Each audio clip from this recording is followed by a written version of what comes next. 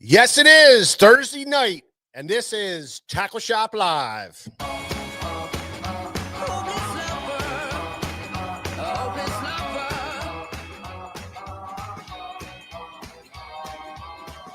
What's up, Mr. Patrick Kingery? Good to see you, buddy. The first one on tonight. Sophie, what's happening, buddy? Good to see you. Scott Lockoff. How you doing, Scott? Lady the Fisherman, how you doing, buddy? And we're going to have a great show for you tonight. Absolutely. You bet. Lime Green Fishing Machine always in the house. Gilbert, what's up, brother? Robert Murray, I know it's cold down there, buddy. It is cold up here, let me tell you right now. Yeah. Jay Sandberg, how you doing? Bob Donahue, who's in the house. East Stacks Fishing, how you doing, buddy? TP 2273, what's up, bud? Yeah, man. Little Rich, how are you, buddy? Conway, good to see you, Conway. Hope you're coming up for Smallmouth Saturday. Michael Bradley, how are you, buddy? Carlisle, good to see you, bud. Yeah, man. Don Roeder, how are you doing, Don? Good to see you, man. Ed Ranowski, Mike Harris here, Joseph Cascarino, Shane McNaughton. Man, everybody's showing up. Ronald, how are you doing, bud? Good to see you, buddies. Jeff Santangelo, how are you, Jeff? Hope things are going well for you. Yeah, baby. Alan Lauer, how are you? Thomas Buckley. Mark Garner, how are you, Mark? Man, oh man, Jim Warwick's here. Gio Miller, man, Little Rich, yeah, you better believe it, buddy. Yeah, Robert Fritz, Sammy. Man, we got a great show for you tonight.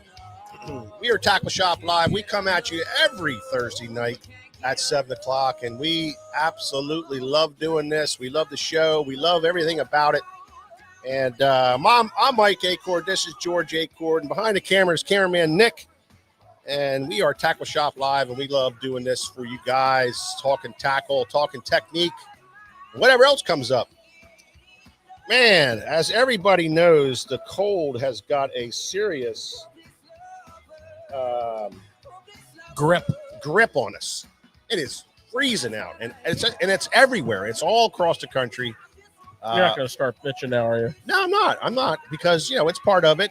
But, just think about the guys in Florida fishing that tournament today, and they're down there just freezing to death. But what I'd like to say to them is not PG-13. Well, the thing is, cold is cold. And I know George and I, we've always fished, as long as there wasn't ice, we've always fished the cold. And we fished, in the mornings when it was 25 degrees and, warming up to 40 during the day. But for me, it's all about dressing properly. The getting dressed in the morning and starting out with the proper layering really makes the day a lot better. And it not only makes the day more comfortable when you do layer up, but if you're not sitting there shivering and freezing and thinking about being freezing cold, your mind is still free to make great decisions while you're out there fishing. And that's what it's all about, making decisions during the day to figure out what's going on, to dial your pattern in to catch more fish. And if you're sitting there shivering and you're thinking about cold feet and cold hands and cold toes in your body, and you're just sitting there just going, oh man, you're all tensed up, your brain isn't functioning properly. So it's really, really important to get the layering right. And over the years, to me, it's many layers. It's thin layers, but many of them. And George told me many years ago, well, actually, I would always wear a cotton t-shirt, and then I would start laying over top of that, because I just, I just wear a t-shirt every day. And so I would put that on first, and then I would layer over top of that. But I started to put on more wicking stuff against my body, like the sun style shirts. And what I've been doing is I've been putting like a sun shirt on without a hood, and then I would put a sun shirt over top of that with a hood. and then I would put a really good quality sweatshirt on. Now there's a couple of them out there that we really like, and one of them is the AFCO Reaper, and that thing, you know, gets up around your neck. Nick has one on tonight, but it gets up around your neck and it just keeps the wind from going down your back and get on your neck, and that really makes a huge difference. Yeah, and the funny thing about it is I really don't like things around my neck. Yeah, but I will tell you, the AFCO never bothers me because it's so soft. Yeah. You don't really even tell it's there. Exactly. And you don't have to pull it up over your face. However, if you're going to run in the morning, it's real nice just to pull it up over your ears and your face and get that. And then I would pull the hood up over, you know, over my head and get it over top of my head. A lot of times I wear a knit hat over top of my brim hat, but I wear a knit hat to kind of keep the heat in from wicking out of, you know, coming out of my head. And that's important. Locks everything all in there. And then I would wear my big heavy jacket over top of that, and that would kind of take my upper body. But I have a really good pair of insulated underwear that I bought, Nick, at a military base down in Georgia when my daughter and son-in-law were getting married. He was in the military down in Georgia, and he took me to a I don't know what they call them, a store on you know, like a military store on the base. And it had all this great stuff there. And I found these insulated underwear that I actually bought to give to my brother for a Christmas present. And well, George never got them. I got home and I'm feeling these things, I'm checking them out. And I'm like, I'm going to try them on. I tried them on and they perfect. And I've been wearing them ever since. And they're a 4.0. So Under Armour 4.0, which is their heavier duty grade stuff, and at fit it was on discount. It was some crazy closeout, you know, that they had, and I bought them, and then I wear a pair of wool socks, and then my insulated boots, and that right there is how I keep my core warm, and I don't get that frigid, freezing, in your bone type cold where you're thinking about how cold you are. You know, it keeps your mind real free. My hands do get cold. I don't know, I got bad circulation or whatever, but my fingers always get cold, so I have to always do stuff with those. But seems like once I go through a cold period with them and then I do warm them up, they seem to stay warm the rest of the day. But you know, that to me is what these guys down in Florida are dealing with. You know, if they can keep themselves warm and their core warm, and they can keep their minds open and not dwell on the fact that it's 31 degrees in Florida, that's how you can continue to catch fish, you know. And it's really, really important because once you're cold, you're done. But I got to ask you guys something. You had a lot of guys either in your boat in tournaments or as guides. Yeah. Did you ever, what's something you can remember where you're just like, this isn't going to work, or you get out there and they're done? Like they're just completely done. I've many times I've been out in the morning, you know, getting dressed in the morning and just dressing at the truck, you know, and looking over at my clients, and they're just like standing there, you know, with this pair of jeans on and a jacket, you know, and I'm thinking to myself, yeah, this is going to be an early day. You know, I'll be coming off the water early. But yeah, you know, it's funny because people that don't know, you got to realize that whatever the temperature is on land, out in the water, it's 10 degrees colder. It's a damp cold. It's colder. The wind goes through you. There's no blocking in the wind, so it just catches you all the time. And George and I always have a saying where, hey, listen, you can always take it off, but if you don't have it, you can't put it on. So we always tell guys, you know, bring and pack and like for bear, and we have hatches we can, as you know, as we warm up, we can take them off. But there's been many times where we've been out and you knew it just wasn't going to go well, and you could tell by 10 o'clock those guys are just, you know, in pain and torture, and by noon you're coming off the water, you know. And it's unfortunate for them. You can only tell them so much, you know, but they don't realize what it is to be like on the water. You know, it's a lot different than standing on the bank. It really makes a big difference. And for you guys that don't understand that, when you come back to the boat ramp and you dock up to the shoreline and you walk off the boat and you start walking up to your truck, you instantly start shedding clothes because you're burning up. You start shedding all these clothes. That's the difference between on the water and off the water. So it's a big shocking difference. So remember that. The guy says bring everything that you can. We can always take it off. Bring it. For sure. I'll tell you what I did, Nick. This was back, we didn't have the, it's been a long time. We didn't have the level of gear, but one of the best things we had for a light shell that was breathable, that cut all the wind and added tremendous comfort, was a Frog Tog rain suit, bibs and a jacket, and they're cheap. I always kept 2 of them in the boat. For the person that came on your boat that forgot. Yeah, because it's already hard enough trying to put somebody on fish and have them catch them, which is kind of like a fairly important part of a guided trip. Client catches fish. So if their head is like out here, no good. You're already beat by an element that's out of your control. So yeah, I carried all kinds of stuff. I carried extra sunglasses. I carried 2 Frog Togs. Me and Mike had a hatch that, Frog Togs, you put them in a pack, they're like this big. We had a hatch. We'd put 2 Frog Togs in. We had underneath the seat, we had a bin with, like 4 pairs of coasters in it. And, that was for helping to, hey, cast over to that rock. It was also for not getting a jig head stuck in your eyeball. Yeah. And, things, creature comforts. Now, me personally, I've been out of the guide game for a long time.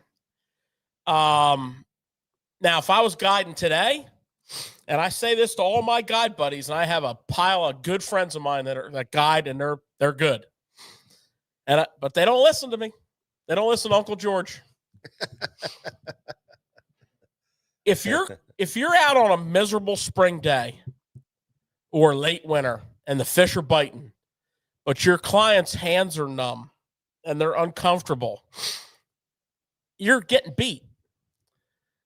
I would say have all the things we just talked about, only we have better rain suits now than those Frog Togs. Have all the things we talk about, plus me, I would have a Keurig. That's a good idea. Now, let me tell you something. You get to about 9, 10 o'clock in the morning and it's frosty out and, spirits are diminishing, and you pull the boat into the bank and drop the power poles and you say, would anybody like a nice hot cup of coffee? That warms you up thinking about Who's it. going to say no? Right? Yeah. That's what a thermos is all about.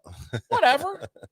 Yeah. You don't sell the steak, bro. You sell the sizzle. Now, you get your thermos out. Okay. Old school. That's nice. Nice of you. Yeah. I get the Keurig out.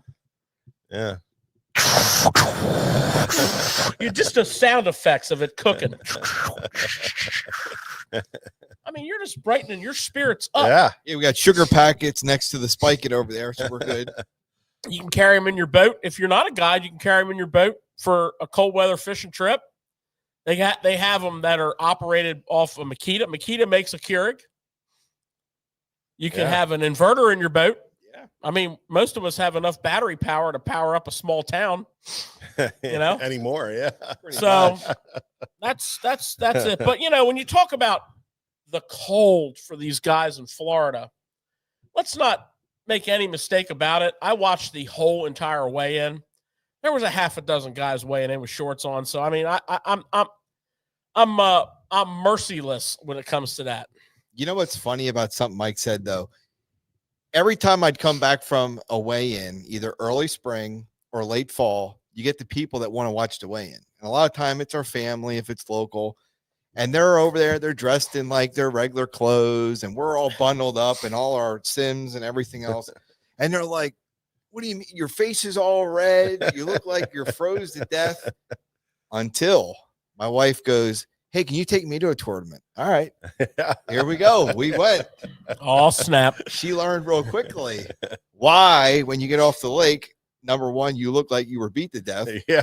And two, when you get home, you're not ready to go to the store and have to eat and everything else. Yeah. You're beat. You're like, I'm done. Yeah. And she goes, she was done. I'm like, yep, now you got the full experience. Yeah, you just experienced it. Now, Michael Bradley has a great comment here, and I've done this already. The Mr. Buddy heater. Now, the first time I went to a tournament, I took the Mr. Buddy heater.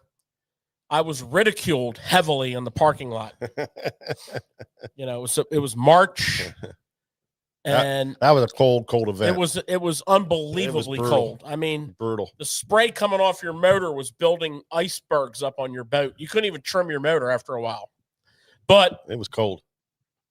The funny thing was, my co-angler that day was asking if he could stand on the front deck with me in front of the Mr. Buddy heater.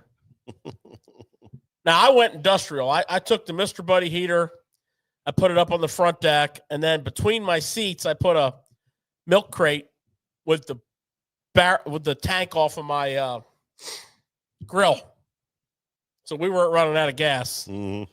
And put that bad boy on, turn it on high. Yeah, nothing wrong with that. It's a game changer. Nothing wrong with that. So, you know, Mr. Buddy heaters, Keurig coffee machines, killer clothing. You know, I'm a big proponent of the Sims insulated Challenger. I don't think there's ever been a better cold weather garment built ever.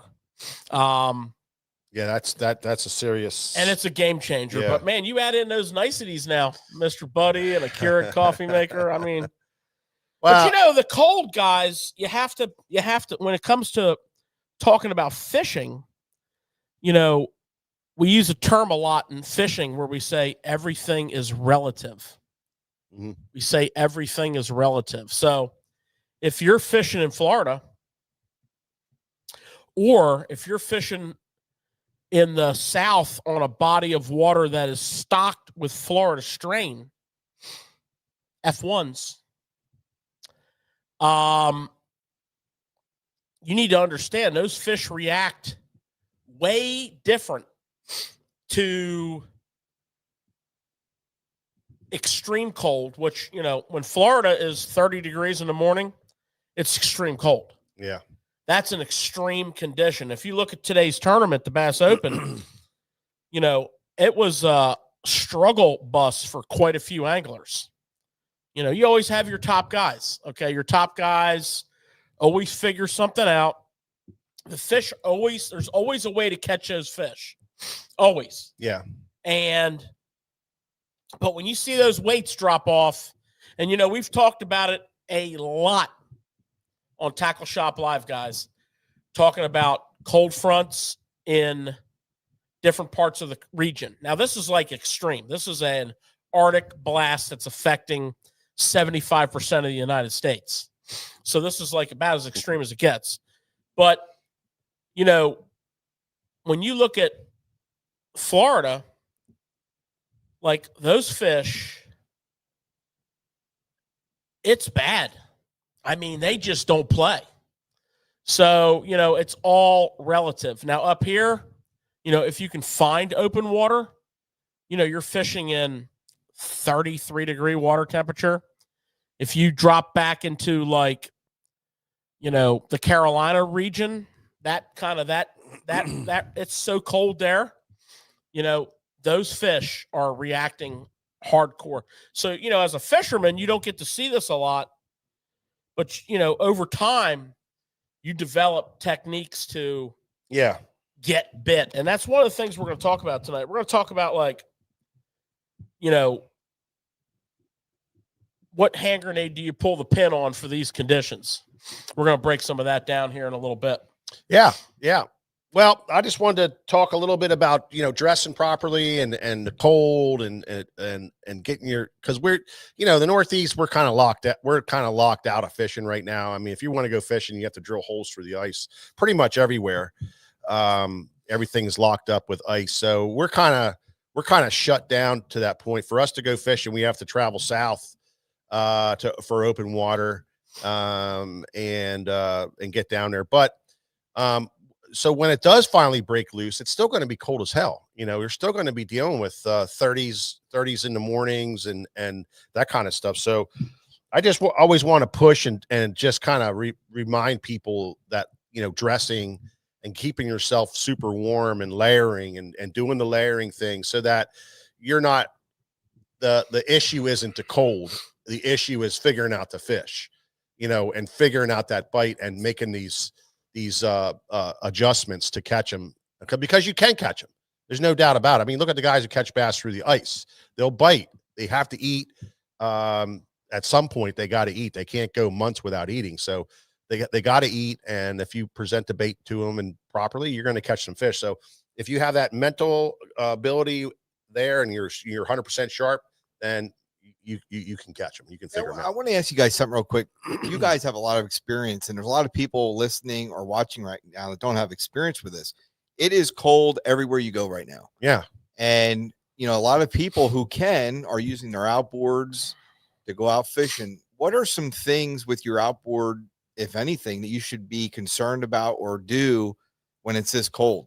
Not just your outboard.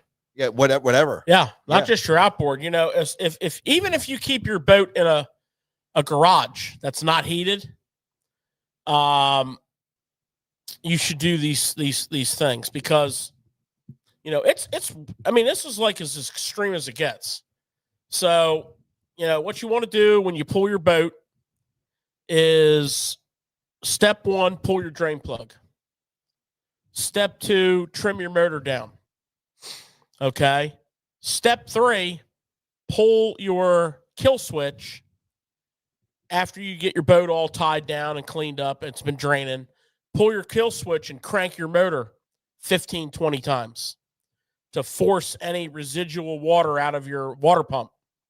And then trim your motor up a little bit, and you'll notice it start to drain. Let it drain some more. While that's doing that, make sure your live well drains are open, and spin all your live well pumps, and then spin your bilge pumps, and then trim your motor up a little more, and you'll notice it's done draining, and down the road you go. If you're keeping it in your garage, even if your garage is not heated, you're good. Yeah, you're good. Now, if you're keeping your boat outside, you have to do all of that and then trim your motor down. Because what will happen is it'll snow or it'll rain, it'll gather inside your prop and get down into that base of that lower unit, that cup where the prop fits in, and it'll freeze and expand. And then, of course, you can start breaking stuff. So if you're going to keep your boat outside and you're fishing all winter, when you get back, do all those things and then trim your motor down, and you're good. You're good to go. Yeah, there's a good little tip too, Nick. If you are fishing and you come back to your hotel or whatever, and it's going to get really cold that night, prop your lids open. Put something there to keep your lids open, because they'll freeze shut. There's a fellow on here that just mentioned that, and we've had that happen. Oh yeah, we've had it happen. It was like, way back in the day, and it wasn't just us. It was a lot of different boats. They were all froze shut, and you couldn't get in your hatches. Couldn't do it. Could not do it.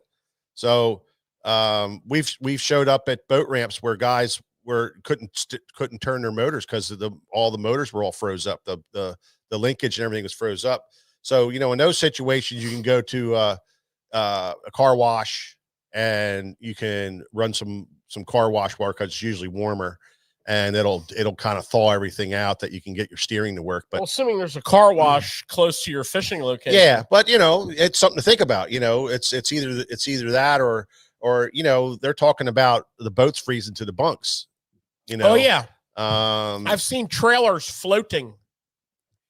Back your boat in, and the trailer's floating underneath the boat. So you got to be thinking about that, and when you're back in the water, keep an eye on your boat and make sure that it's not, because if you try to force that thing off, you can do some really bad damage to the carpets on your boat and the bunks, and tear stuff up.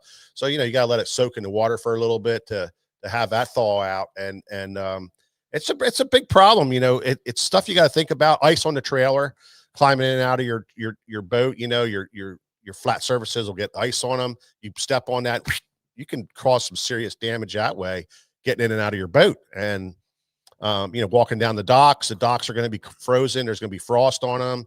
You can have a very serious issue there. So, walking on the ramp, when you're unbuckling your boat, the water that's getting washed up and down on the ramp, that freezes. So there's a lot of we've seen people hit their heads by losing their footing, and cracking their heads on the ramp. Well, you need to have a little boat ramp etiquette too. Like when you launch your boat, don't come ripping back out of the water. Yeah. Pull your trailer out. Nice and slow. And then sit there for a minute. Let your trailer drain off. And then nice and easy up and park. And if somebody got there before you and they were nice about that, you can see their trail and just offset your truck and trailer. And of course, we always carry a big bag of we call it bird seed. It's real fine gravel. They call it bird seed. That's what it's a rice grade. It's a rice grade. We carry a big bag of that in the truck. Yeah. In the bed of the truck, and you can just sprinkle that on the ramp. Throw it on the ramp for traction. Because the fish eat good in the winter. Now it is critical when you get like extreme weather like this to pick your days. Now these guys are fishing this tournament in Florida. The Bassmaster picked the days for them, so they got to adapt, which apparently some of them did real well. 28-9 leading it. Yeah. It was interesting because let's get into some of that stuff, George, because that's a good segue into what we're talking about with this cold weather and adapting some technique to cold water fishing. Oh yeah. Yeah. Yeah, you gotta be like, well, like these guys, some of the guys caught 28 pounds. You know what I mean? One guy did. And there's other people only caught one fish. So there's that knowledge of the water. Number one. Number two is adapting to the conditions and getting those fish to bite. But it's funny, George, about what fish will bite in that super cold, ugly conditions, where what I find when you have a massive change in the weather, you got to trigger the fish to bite. Not that they really want to bite, but you can trigger them to bite and get them to roll up on that bait and catch them that way. So there's presentations that I know I do when it's cold, when it's nasty, when it's weird, that you probably normally wouldn't do. And we've done it for smallies, we've done it for largemouth and all over the place, on those cold fronts. So and George and I talked a little bit about it, but a big thing for me is a rattle trap. Fishing a rattle trap, and not so much yo-yo in it, although we yo-yo a lot in the cold water, but just kind of ripping it, and having those fish react to it. And that's all they're doing. They don't even want to eat it, but they react to that style of bait. And I bet you a lot of guys caught big fish on rattle traps down there in this tournament. They haven't said really. No, I saw some pictures where Scroggins was throwing a trap. That's a big thing in Florida. A lot of these lakes, they're on the Kissimmee chain. A lot of these lakes have got really beautiful, big offshore hydrilla flats. And hydrilla, is it sounds easy until you get out on one of these flats and you feel like a pin lost in this massive haystack. Yeah. So a couple things. First of all, efficiency. You can't just pull out in the middle of these giant hydrilla flats and drag a Carolina rig. Yeah. You're going to fish your absolute best and cover like a half a mile of water. But you can put a trap on and you can kind of like, experiment with your retrieve. And especially if you got a little wind and you can wind drift, now you're getting efficient. And, really, you're going to trigger a bite. You're going to trigger a bite. I mean, a lot of these lakes that these guys are fishing in, there's a whole chain of lakes there. A lot of them have shad in them. Mm-hmm. And you can bet these big bags right here are primarily the result of either a trap or a chatterbait on a big-ass hydrilla flat around shad. Now, I know you fish down there a lot in the winter. And I was going to say, is this going to be live at all that you can actually see? I don't know. They might do the last day. Because I would be willing to bet that a lot of these fish that are weighing in right now are caught in Lake Toho on the southern end of it, on the main lake where the edges of that hydrilla are. Mm-hmm. And I'm going to tell you a bait that is going to play, and hopefully they say it, and it's going to be a jerk bait. Oh yeah, there's no doubt in my brain that's going to play down there. Well, even up here, even here, Nick, when you're in February and the ice just came out, and you go to our local lakes where we have like for me it's these rocky banks that are on the warmer side of the lake, the sunny side of the lake, and you get over there, and one of the things that I do a lot of is jerk bait those shallow rocky little points and little rocky banks to get that reaction with that jerk bait. I mean, that's what I'm doing. I'm throwing a trap. I'm throwing a trap and a jerk bait on those rocky shorelines. And we talked about the shad. Is there anything better than those baits? No, not at all. I mean, that's what you're doing. And once I catch fish, and that's what George was kind of saying, when you're drifting those big flats and you're fishing big areas and you're looking for this stuff, once you catch a fish,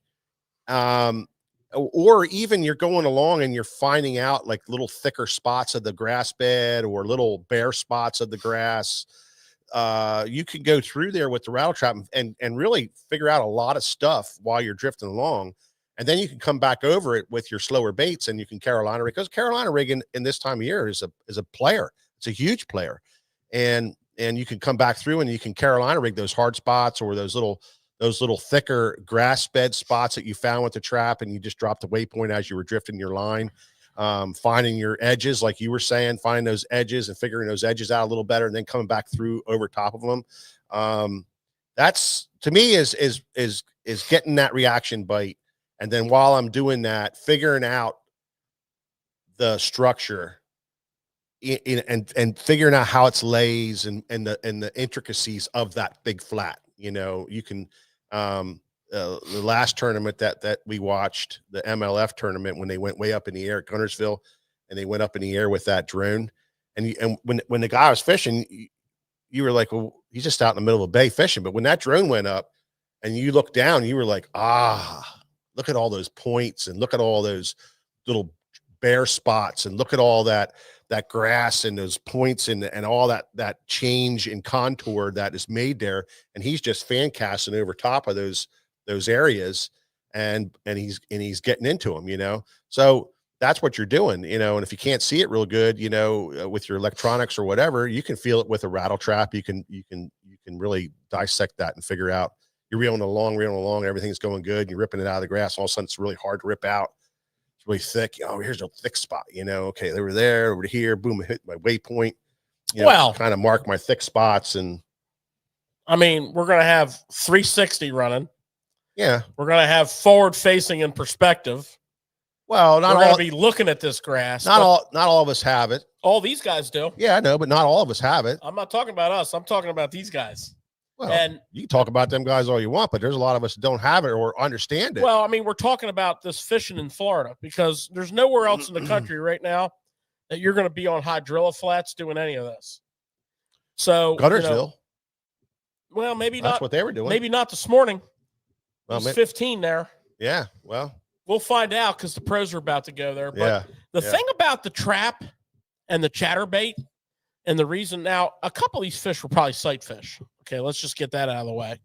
Because once there's a few big fish that'll commit to a bed, they're not leaving.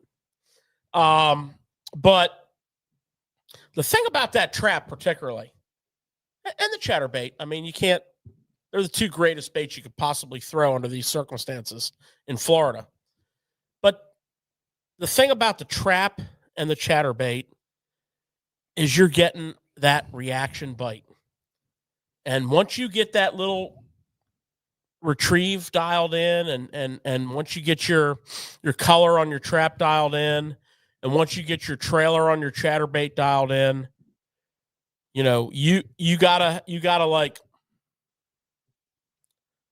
you know, you gotta have a pep talk with yourself. You gotta say, self, I realize we haven't had a bite in the last 3 hours, but I believe I am drinking the Kool-Aid, and I thoroughly believe. It's so hard to do. It's very hard to do.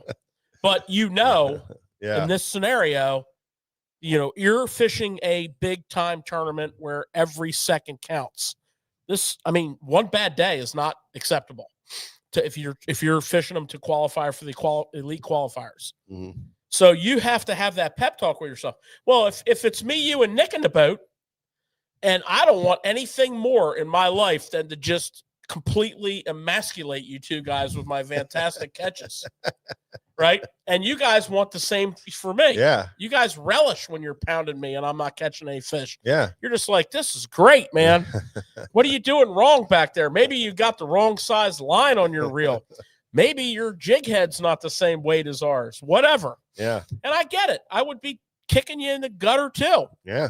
But the point is, you got to believe, you know, and let's transfer ourselves, I don't know, 1,000 miles north. And let's take a regular winter, you know, 600 to 1,000 miles north. And let's have a regular winter. And by regular winter, I mean no ice. But let's have an extreme Arctic blast come in, right? Yeah. Come in and just suck the life out of our area. And let's just say, because you know, right, it's going to be on the weekend because that's when you have off work. It's not, that's during the week's going to be like the 3-day rule. And then Sunday, it's going to be like, some bitch. You know, I want to know from you guys, because we're obviously not going to be chunking rattle traps on hydrilla because there ain't none. No. We might be chunking a rattle trap, but I want to know from you guys, like, I really want to know from you guys, like, when your back's against the wall and, you know, let's say we got 6 boats together and we all put $100 in a hat, you know, might as well be the Bassmaster Classic. What are we doing? And let's say we're catching a mixed bag of smallmouth or largemouth, or you can target one or the other. Okay? Current or no current.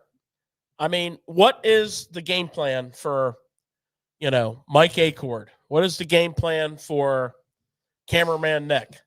Where are you going with this? Now, it's a severe cold front. Yeah. Water temperatures are, you know, anywhere from the high 30s to the low 40s, depending on, you know, North Carolina to Pennsylvania. Well, let's just also say in this scenario that it's bodies of water that you fish, you know, because I think that's a big deal because, you know, it is. You're so sensitive. No, that's a big deal. Like if it's that time of year, I'm probably not traveling anywhere. So I'm fishing you know, for me, I would be going to the Susquehanna River. And, well, I got to tell you, me and you traveled.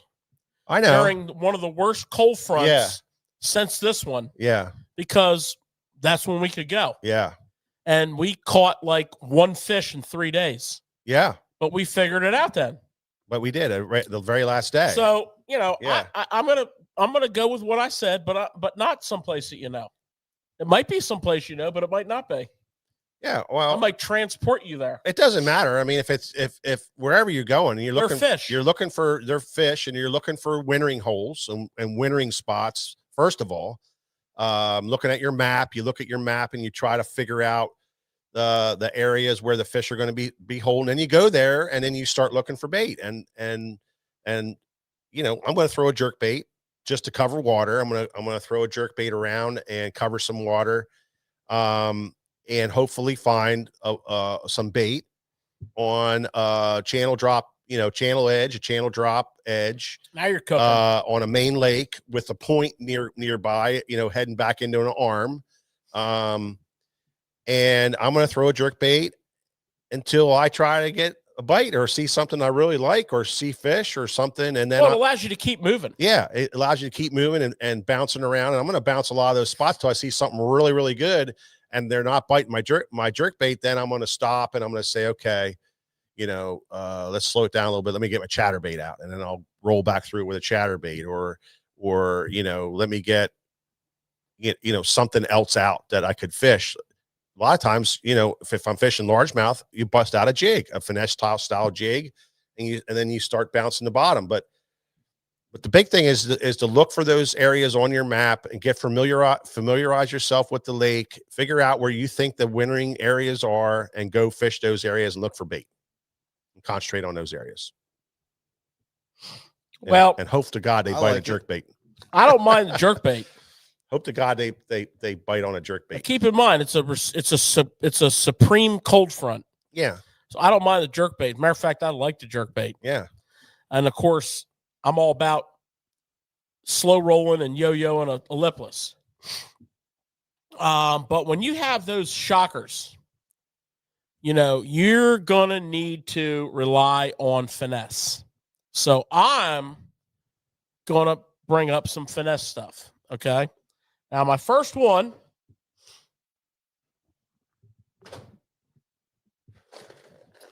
is going to be a blade bait. Oh, that's not finesse, you say? Why is it not finesse?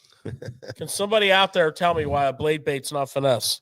I didn't think so. The way I fish this blade bait is all about finesse. So, here's a silver buddy. I don't even know what I have in here. Let's just talk about a blade bait. Doesn't matter the brand.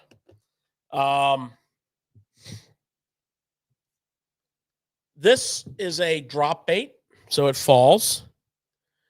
And then when I pick it up very subtle. Okay. And I'm looking at this bait on my electronics. I'm also looking at bait. So I'm targeting my casts. I'm looking at cover. I'm looking at, I'm in a off current area if there's current. I always like the northwest facing banks because they get more sunlight on them. They'll tend to be a little degree or so warmer. But this is going to be a major player for me. Now, I'm not talking about down in Florida. I'm talking about, from here down to the Carolinas when it's extreme cold front. And I like to fish this on a spinning rod. Okay, I like to let it fall on a semi-slack line. And then I don't rip it. I'm not ripping it. I'm picking it up. Okay? Now, I have another one for you that I call finesse. And this is very, very underutilized.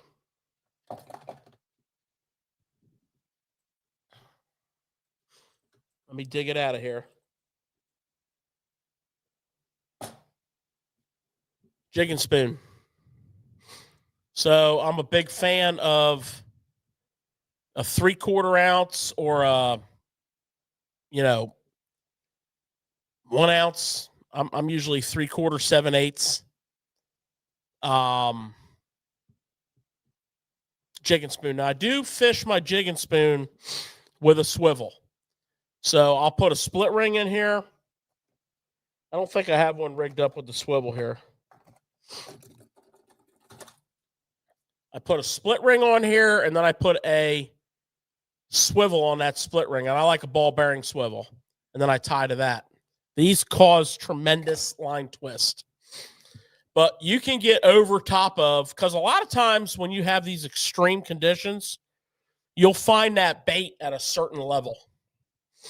And you'll find that level intersecting a contour, like a sharp dropping point with a creek channel swinging in against it. And you can drop this thing straight down and work it right above that bait. Not a huge popular choice, but nonetheless, when we get these kind of conditions, That's on my dance card. Yeah. But you, Nick, where are you going? Okay, so I'm going to target the same high percentage areas that you guys are, but I'm going to use my technology, and I'm looking to see if the fish are suspended.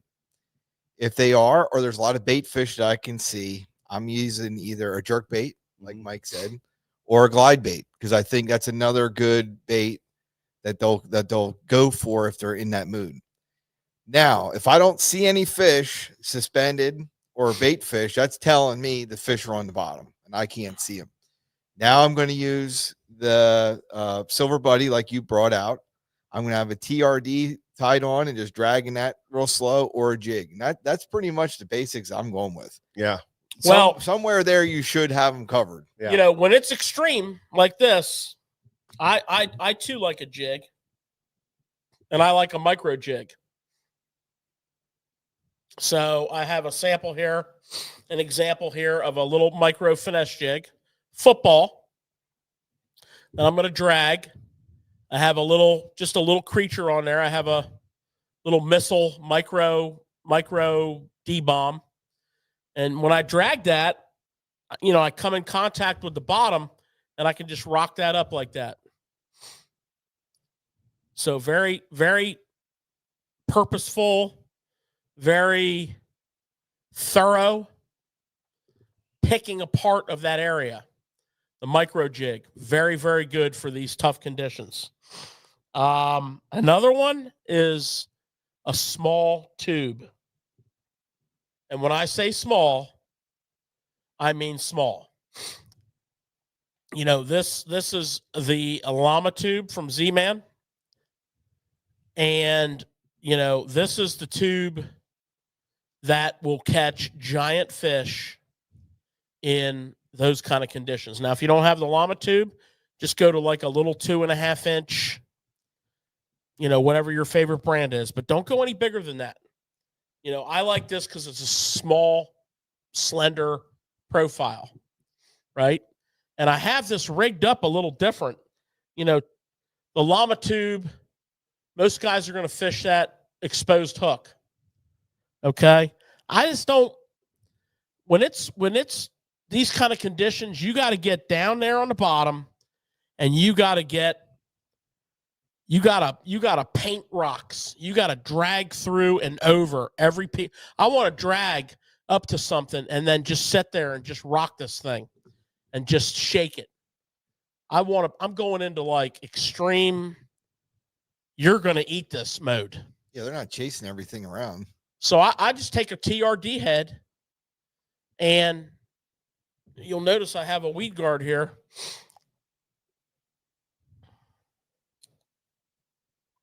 There you can see it a little bit. I just put a TRD head inside this little tube. You know, just when I say TRD head, I just mean I don't know if you can see that. You can see it. Yep. Yeah. There you go. Yeah, it's worse that way. Just a little Zman TRD head, and I just put it inside the tube. You know, I just take the wire weed guards, and I just put it up inside that tube, and just kind of poke those weed guards through the head.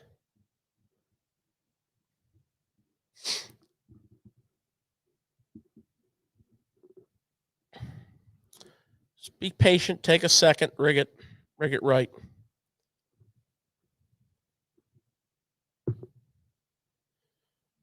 Now, a couple things that I've noticed with this kind of fishing: light line.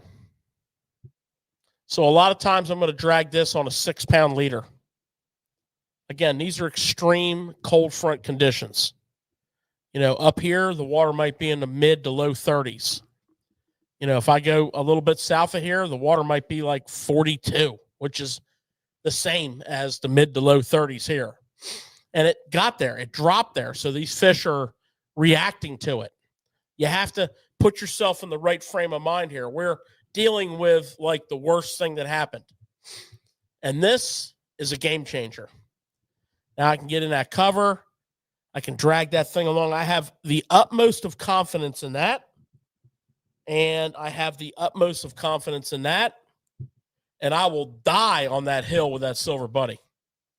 Just absolutely die on that hill. Well, yeah, and one of the other things, George, that you gotta always keep in mind is, you get there and you have this massive cold front, but then the sun pops out and it starts beating on that bank, close to where you were fishing, and there's some little cool little rock points, little rocky things. Maybe it's the sun. Make sure you're probably fishing the sunny side of the lake, the side which warms up quicker, and you're fishing that drop, and you're out off a little bit. Well, one of the things that happens is, it'll warm up a little bit, and maybe a little bit of wind starts hitting that bank a little bit.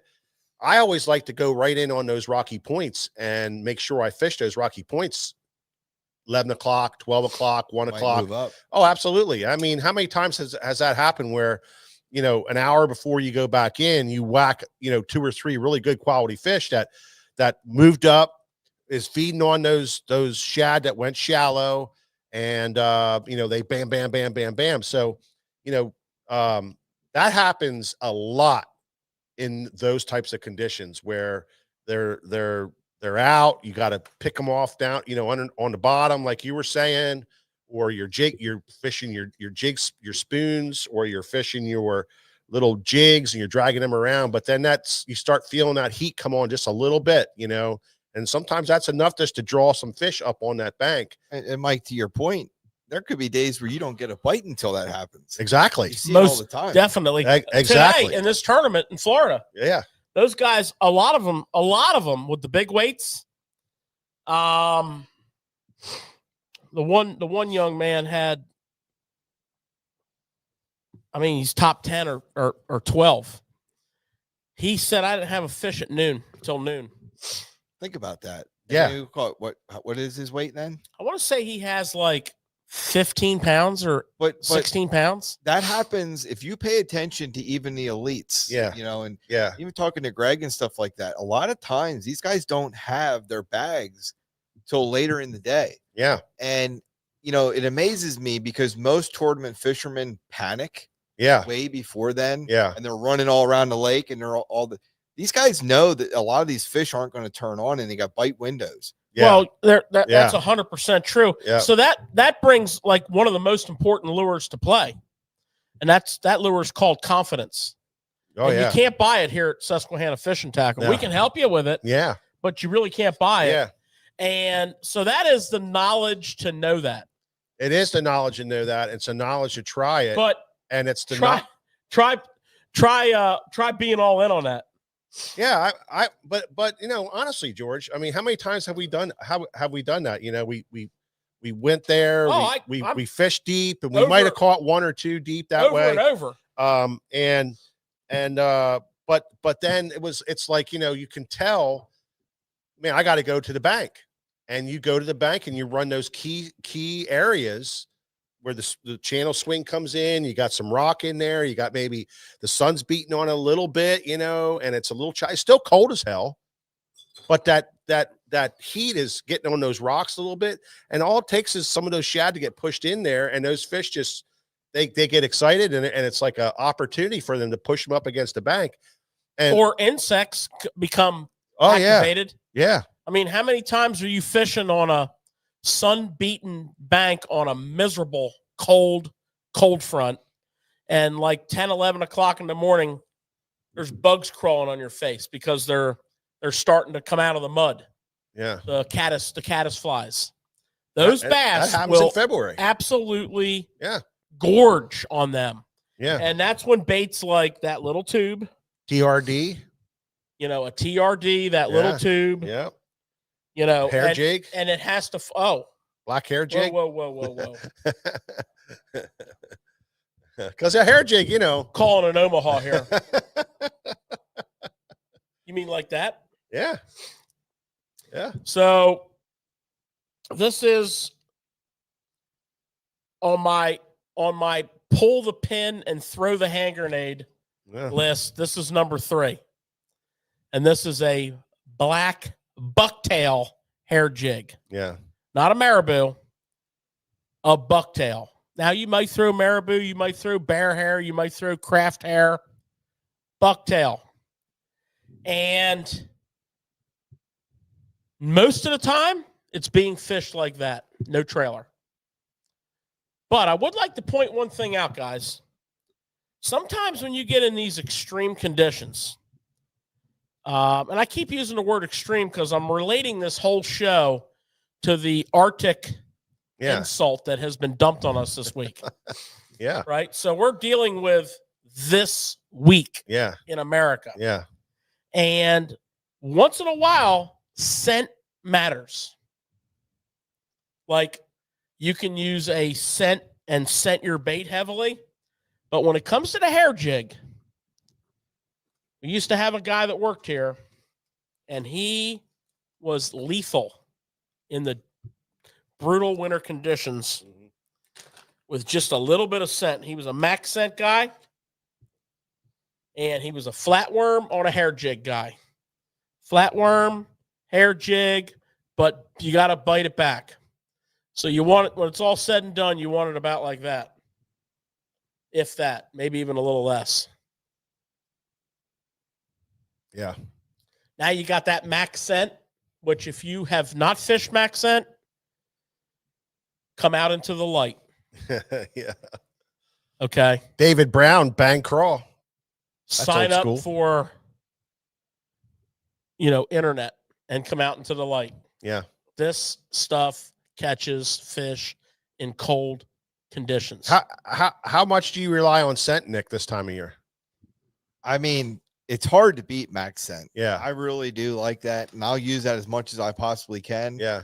The ones that are kind of tough is when you use the jerk baits and things like that. But sometimes I'll dab something on there. But in conditions like this, I know where I don't think about it normally. This is when I think about it all. I'm the all time. in, and I'm spraying, I'm dumping, I'm dipping. I'm using it all. In adverse conditions. Yeah, we're trying everything to get it to in work. The Arctic bomb, in the Arctic bomb front. Yeah.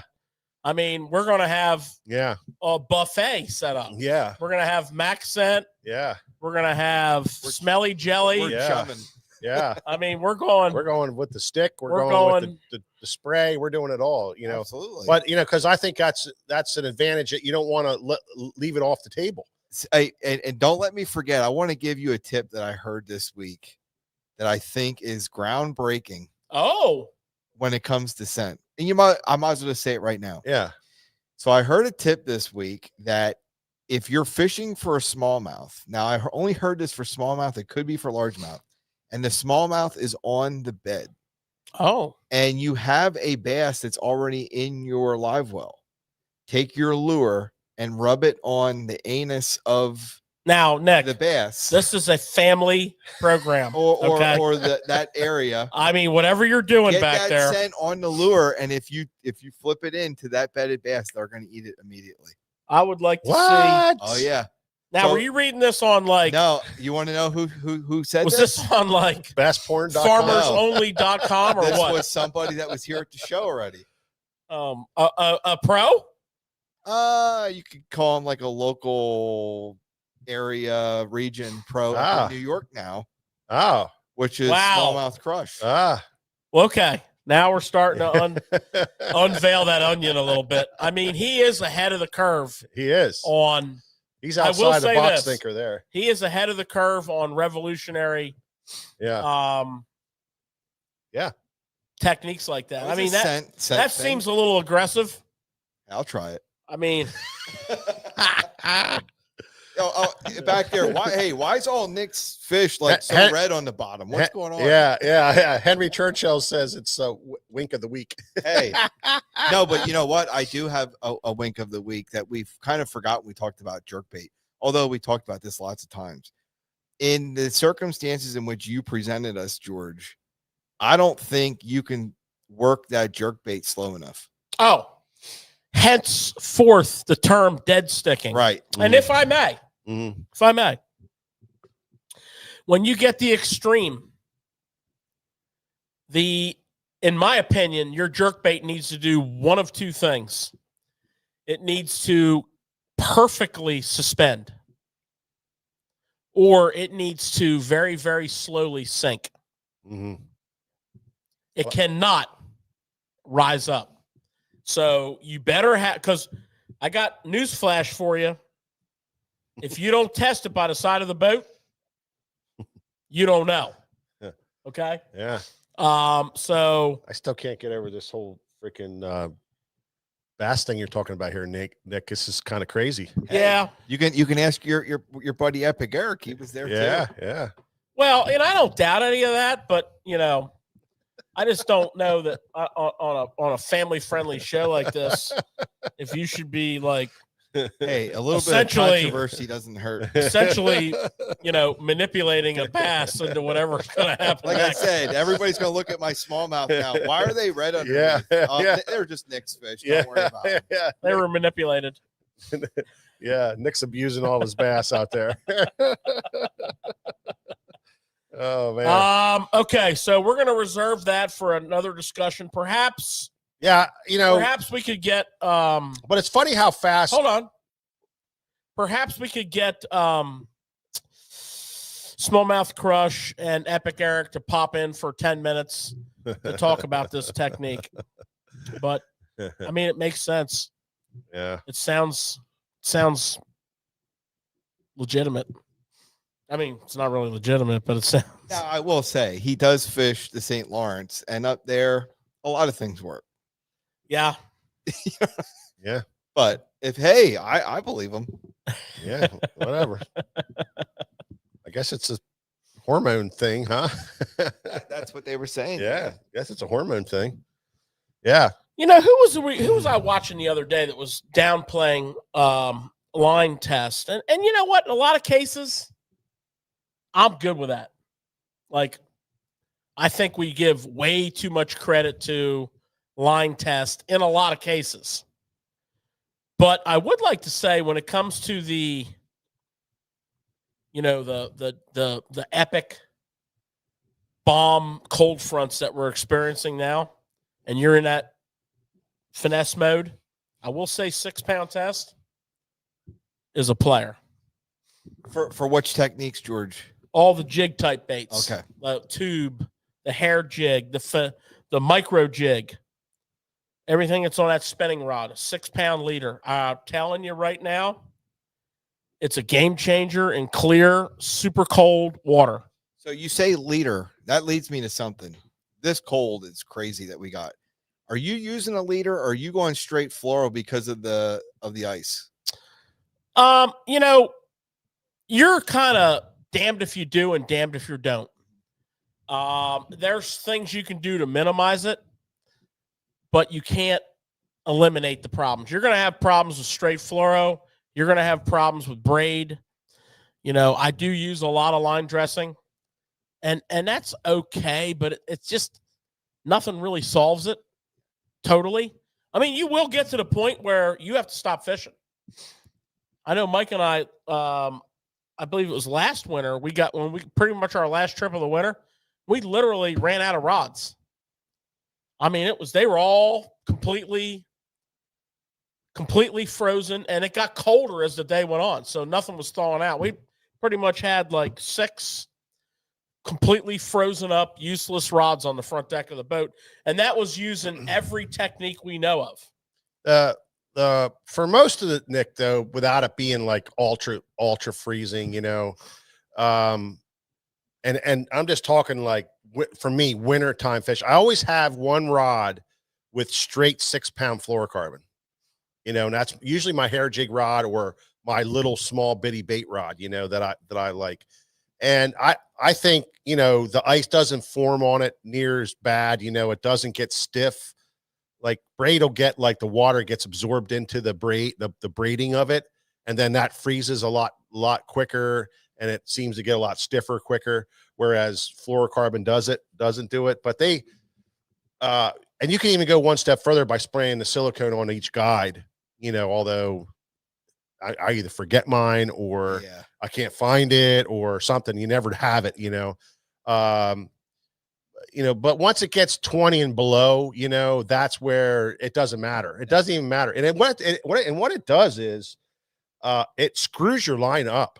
It really does. It flat out screws it up. When your line starts to freeze, like the whole line gets ice on it, it toasts your line. You have to change that spool out when you get home. The last time I was out, I fished in 16-degree temperature, and fortunately I had big guides. So my I didn't have really a terrible problem with the guides freezing up, but my line would freeze, and it would damage the line to the point where it would start breaking it down. And by the end of the day, I was glad we were leaving because I couldn't fish anymore. Yeah, but that was mono. Yeah, but even fluoro doesn't destroy like that, but you just can't use it. No, but what it does is it once you get to a certain temperature, the ice freezes on the line. You know what I mean? Like it stiffens the whole entire line out. You are done. And switch to another rod. But that's so extreme.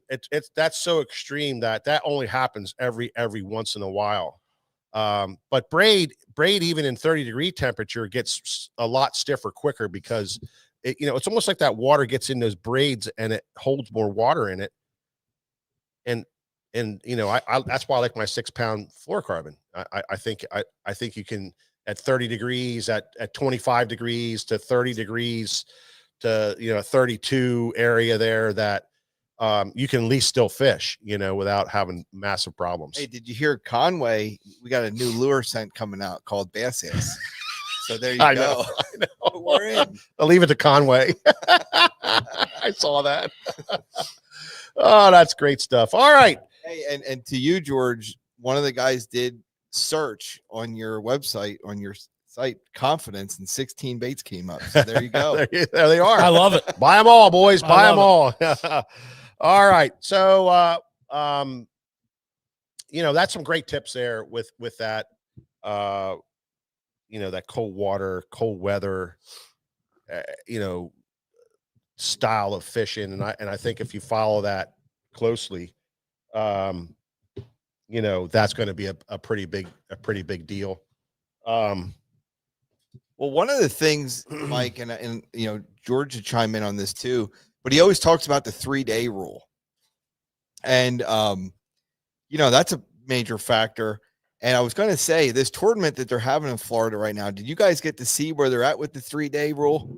Or no, you didn't get to see it. Mm-mm. I don't either.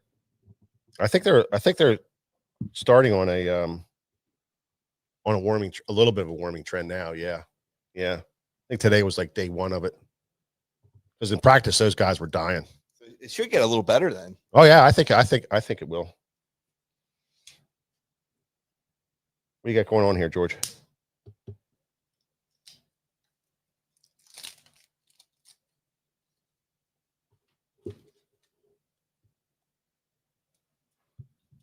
Okay. Well, we got a special birthday. Special birthday going on for one of our listeners from a long time, since day 1, and a great customer. We talked about him last week, but Paul Flieger is turning 75. Milestone, young man still, and a hard fishing son of a gun from up in New York. Paul, we want to wish you a huge happy birthday from all of us here at Tackle Shop Live. I hope you enjoy your birthday, and I hope I wish you could be out fishing for it, but up there where you're at, I can honestly say it's not going to happen. Pretty much not going to happen. So, but happy birthday to you, Paul. Thank you for everything that you've done. And I hope you have a great time on your birthday. And we wish you all the best, buddy. Hey, and speaking about birthdays, it was yours yesterday, Mike. Yeah. Did George get you anything nice? Yes, he did. He got me a really nice cigar, really high-end cigar that was awesome. But and a half a day off. So that was awesome. I had a nice half a day off. And very nice. Yeah. So that was great. But yeah, birthdays, everybody's like, oh my God, you turned 60. And it's like, oh geez, I mean, I don't really care, man. 60, whatever, 75, it doesn't mean anything, man. We're all young at heart. We're all young. And as long as our body allows us to fish and fish hard I just don't, the numbers don't mean anything to me, honestly. I just never felt that way about it. Yeah. The only numbers that matter to you are on the scale. That's right. Bass fishing. That's right. Bringing big bags in and that's what I'm all about. But I honestly, I feel young. I feel, I really feel young at heart and young in my mind. And 60 is just a number. It's just it's nothing big. Nothing big for me. So well, you guys hijacked Paul's birthday. Well, Paul can't really reply, although he probably can on here somewhere. But I bet you he feels the same way. And we know Paul because he comes down from New York to our events, and he's really young at heart. I mean, I would have never said he was 75. Doesn't look a day over 74. I know. Right. I mean, I would never would have said that, but so it's all on how you feel. And other than the gray beard, that's probably something that gives it away a little bit, but yeah, no big deal. All right. So, listen, George, it's time for Rig of the Week. Oh, it's time for Rig of the Week. And Rig of the Week is brought to you by Nomad Designs, the makers of great fine tackle, crankbaits, and all kinds of great baits. We got one of the things that we're really pushing hard and happy about is the Wee Bit jig from Nomad Designs that Greg DePalma had a big hand in designing it and making it and getting it going. And it's just catching tons of fish. But they have the Live Ops plastic, and they have a great line of hard baits also, all of which you can see online and check out online. But this will get you, if you like and share and use the Nomad Designs at Nomad Designs on where you share it to them, you will get put into a drawing for a $25 SFT tackle gift card that you can spend here in the shop or online, and we will make sure that we get it to you. And last week's winner, Nick, for the $25 Nomad SFT tackle gift card is Amy Lynn Brown. Right on, Amy. There you go. You won the card, $25 gift card, and you guys can get a hold of us somehow, or we'll have Nick contact you. And but congratulations on winning that card, Amy Lynn Brown. There you go, the $25 gift card. Winner, chicken dinner. But if everybody does that, and if you do it correctly, like we've been trying to teach you here the last couple of weeks, you will get put in for the drawing for next week's $25 gift card from Nomad Designs and the sponsors of Rig of the Week. What do we got going on for that, George? Oh, I got a great one for you tonight, guys. So when I was here at Bass Fest, we had probably 8 or 10 of the best reps in the industry working here. And a couple of them had a tremendous amount of experience working a tackle shop. But when it came to wine and line, they had some theories that got me thinking. And I've also heard them from some pretty big names on TV fishing shows. I've seen countless videos. And what I'm talking about is filling your reels. Okay, so we use fluorocarbon, we use braid, we use mono.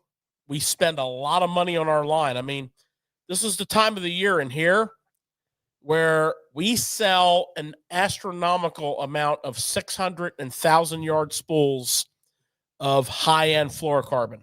I'm talking Sunline, things of the nature. And why is that? Well, the fact of the matter is people are getting ready. They're respooling. Yep. But, we all fish a lot. I carry a line bag on my boat. I respool at least 1 or 2 reels per trip out. So this week's rig of the week is the definitive correct way to fill a bait casting reel and a spinning reel. Not with one of these $1,500 line winders, because we don't normally have those with us, but by hand. This is it. Dial in, tune in, let's go. I'm going to show you how to save money. I'm going to show you how to do this correctly. I'm going to show you how to get so much more performance out of your line, okay? You can buy the best line in the world, but let me tell you, I've stripped a lot of best line in the world off of reels, thrown it away, and rewound the reels for the client, for the customer. Let's go. Let's go. Let's go. So we're going to start off with a Baitcaster. And I took the liberty of already attaching the line to the spool. So I already tied that on there. Okay, I'm going to show you that on the spinning reel. I'm going to show you the knot I use. And I don't really care what knot you use. But you want to go around the spool, okay? Some of these reels have little notches in them that you're supposed to put your line through and tie and pull it back up into the notch. Nah.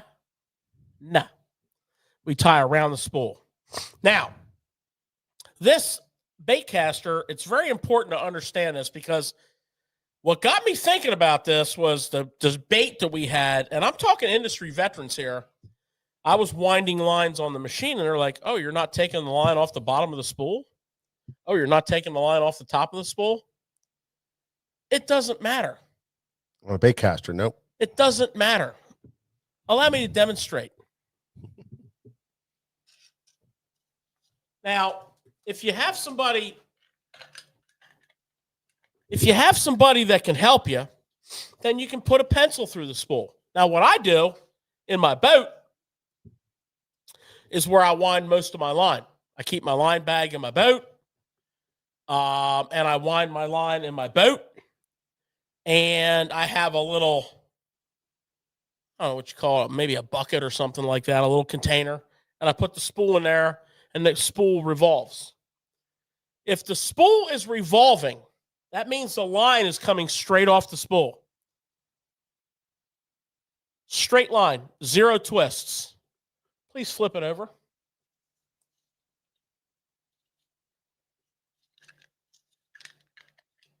Get your act together. Straight line, 0 twists. Doesn't matter. Top, bottom, it doesn't matter. It's coming straight off the spool, and it's going straight onto this spool.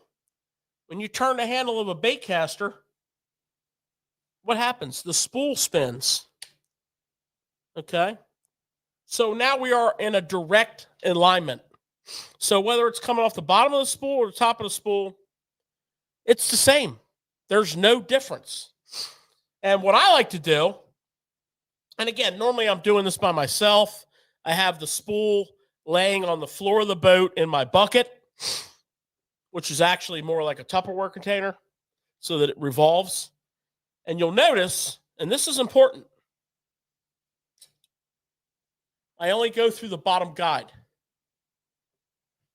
It's not critical, but it's important. And the reason it's important is, I got so much space, right? I'm sitting on the front deck. The bucket's in the floor. So, the rod tip's way out there. I want it coming straight up. Okay? So I got Mike holding it here, so I could go through all the guides, but I wanted to make that point. And then I want to get up here. So I'm going to put the rod here. I want to get a little bit away from the level wind so it has a chance to disperse. And here's the tricky part. Wind it. Now, the thing about filling a reel is the tension. So if you put too much tension on your line, you're actually stretching it, and it's not recovering. If you don't put enough tension on your line, the line can dig down in itself. So when you're, setting the hook or popping a snag free. The line can dig down in multiple layers, especially critical in braid. So in braid, this right here is a towel. And I have the line kind of spreading that towel like that so I can multiply. I want that braid tight. The braid is actually tight. Mono and fluoro, I want this when I take my thumbnail and I go into this spool here, I want it nice and firm, but I can't really dig down into it. It's not hard as a rock. It's hard to describe that feel. Okay, so let's say we got a spool of that nice 15-pound Sunline fluorocarbon. I'm not filling this reel from the bottom with that fluorocarbon, okay? My goal is to put perhaps 75 yards on. Or perhaps if it's a 200-yard spool, 100 yards on. So if you look up in your stats on your reel and you see how much line it holds, and this reel is going to say it holds, 120 yards of 12, that's like 100 of 15. So I just want to have a little bit of backing on there, right? Just a little bit. Now, if I'm doing braid, let's say it's like a 30-pound braid, that amount of spool right there, I'm probably looking at 175, 150, a 30-pound braid. I don't want that much braid. So I'm going to put a little more backing on. So that's the process for the level wind, whether it's backing, whether it's finished product, straight line, okay? If you're working by yourself in your boat, put it straight down in your cockpit, have like a Tupperware container to where the line can roll in there and not flip up on its end. All right, now let's talk about a spinning reel. Oh, and do yourself a favor. Cuda brand scissors, I'm telling you, we tie 1,000 knots a week in here. These things don't get dull, okay? Do yourself a favor. Get yourself a few pairs of these. You got to have a good scissors.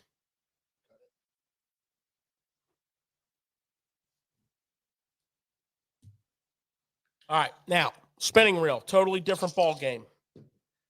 This does matter. This is a one-way only game. So, spinning reel.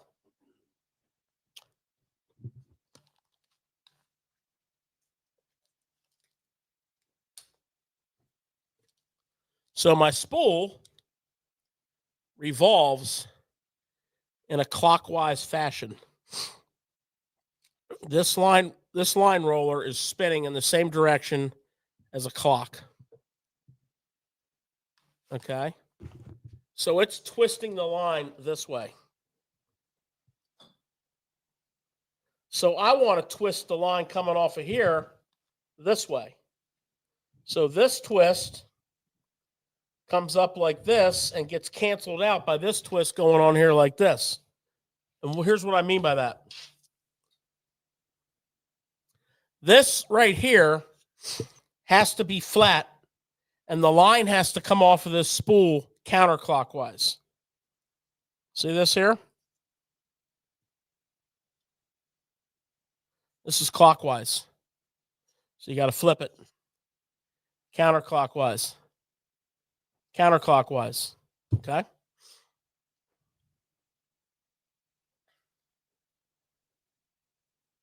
Again, bottom guide. As promised. Open the bail. As promised, the knot. It's essentially a improved clinch knot. Wrap it around about 5-6 times.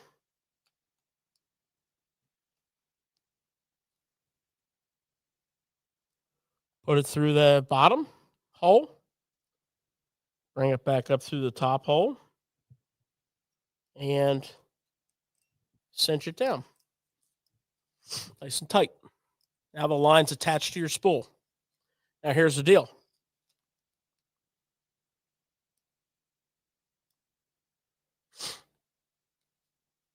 Trim that off. Close the bail. Now it's under your line roller. Now, here's the deal. Put the rod here. Hold it up here. You need to get some separation from that reel because that reel is going to distribute that line. Put your guide right over top of your spool.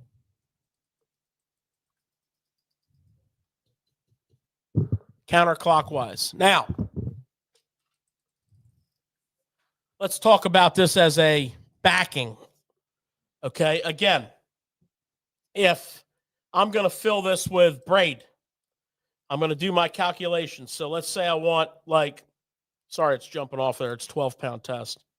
Let's say I want like 15-pound braid on here, 100 yards. So 15-pound braid is like a 4-pound diameter, right? So what I'm going to do is, let me put this back on here real quick. What I'm going to do is I'm going to calculate this out to where Mike's going to fix that for me. What I'm going to do is I'm going to calculate this out. So let's say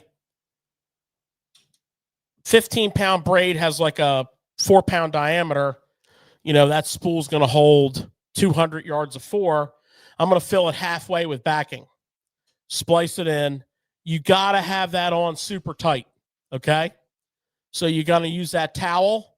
You're going to grab that braid, squeeze it. Fluorocarbon, you're going to put on the same amount of backing, like, you know, a half a spool or a little less. You want about 100 yards. You're going to top that off. That's how you do it. The spinning reel, number one thing to remember, line comes off counterclockwise. Okay? Baitcaster, doesn't matter if it's coming off the top or off the bottom, but it has to be flat like that. Those are your two most key ingredients. Calculate your backing, save yourself some money. You don't need fluorocarbon and braid to the bottom of your spool for bass fishing. Well, one of the things with that, George, is it doesn't matter how good you can do that, like putting that line on. If you try to fill from bottom to top with any material, with a spinning reel, and the reason why the machines are so great for that, because they never put twists in there. But with a spinning reel, when you're manually doing it out on the boat or in your garage or something, you're getting some twists in there. And as you go through the process from, say you're putting 150 yards on, the last part of that has the most twists. So by putting the backing on and you're only filling 75, 100 yards on there, you're not compounding those twists all the way through to the end. So the smaller the bigger the backing, the smaller the forward line, the fishing line, the better it's going to be with, you know, tension, with less twists, because spinning reels suck when it comes to handling you know, fluorocarbons and monofilaments and copolymers. So it's important to have it's important to have backing on and to not fill your spool from top to bottom. That's just my opinion on that. Well, that's an important aspect of it, but the other aspect of it is, you know, when you spend, saving money, of course, you know, $30 on a 200-yard spool of fluorocarbon, or a 200-yard spool of braid, you get 2 fills out of that. You should fill 2 reels out of that, because we're bass fishing. We don't need, you know, that immense amount of line. Saltwater reel is a different thing. But the big important thing to point out here is that direction. The direction is very, very important. That's very, very important. Yeah. And, you know, what's really hard to explain and what's really hard to describe is the tension. It's very important that you don't have it loose. You shouldn't be able to dig your thumbnail down through multiple layers of line. Yeah. But it also shouldn't feel like, if it's fluorocarbon or mono, it shouldn't feel like it's solid. Yeah. Braid, tight. Yeah. Braid should be tight. Braid operates its best when it's tight. Bob Austin, never put tape on your reels, ever.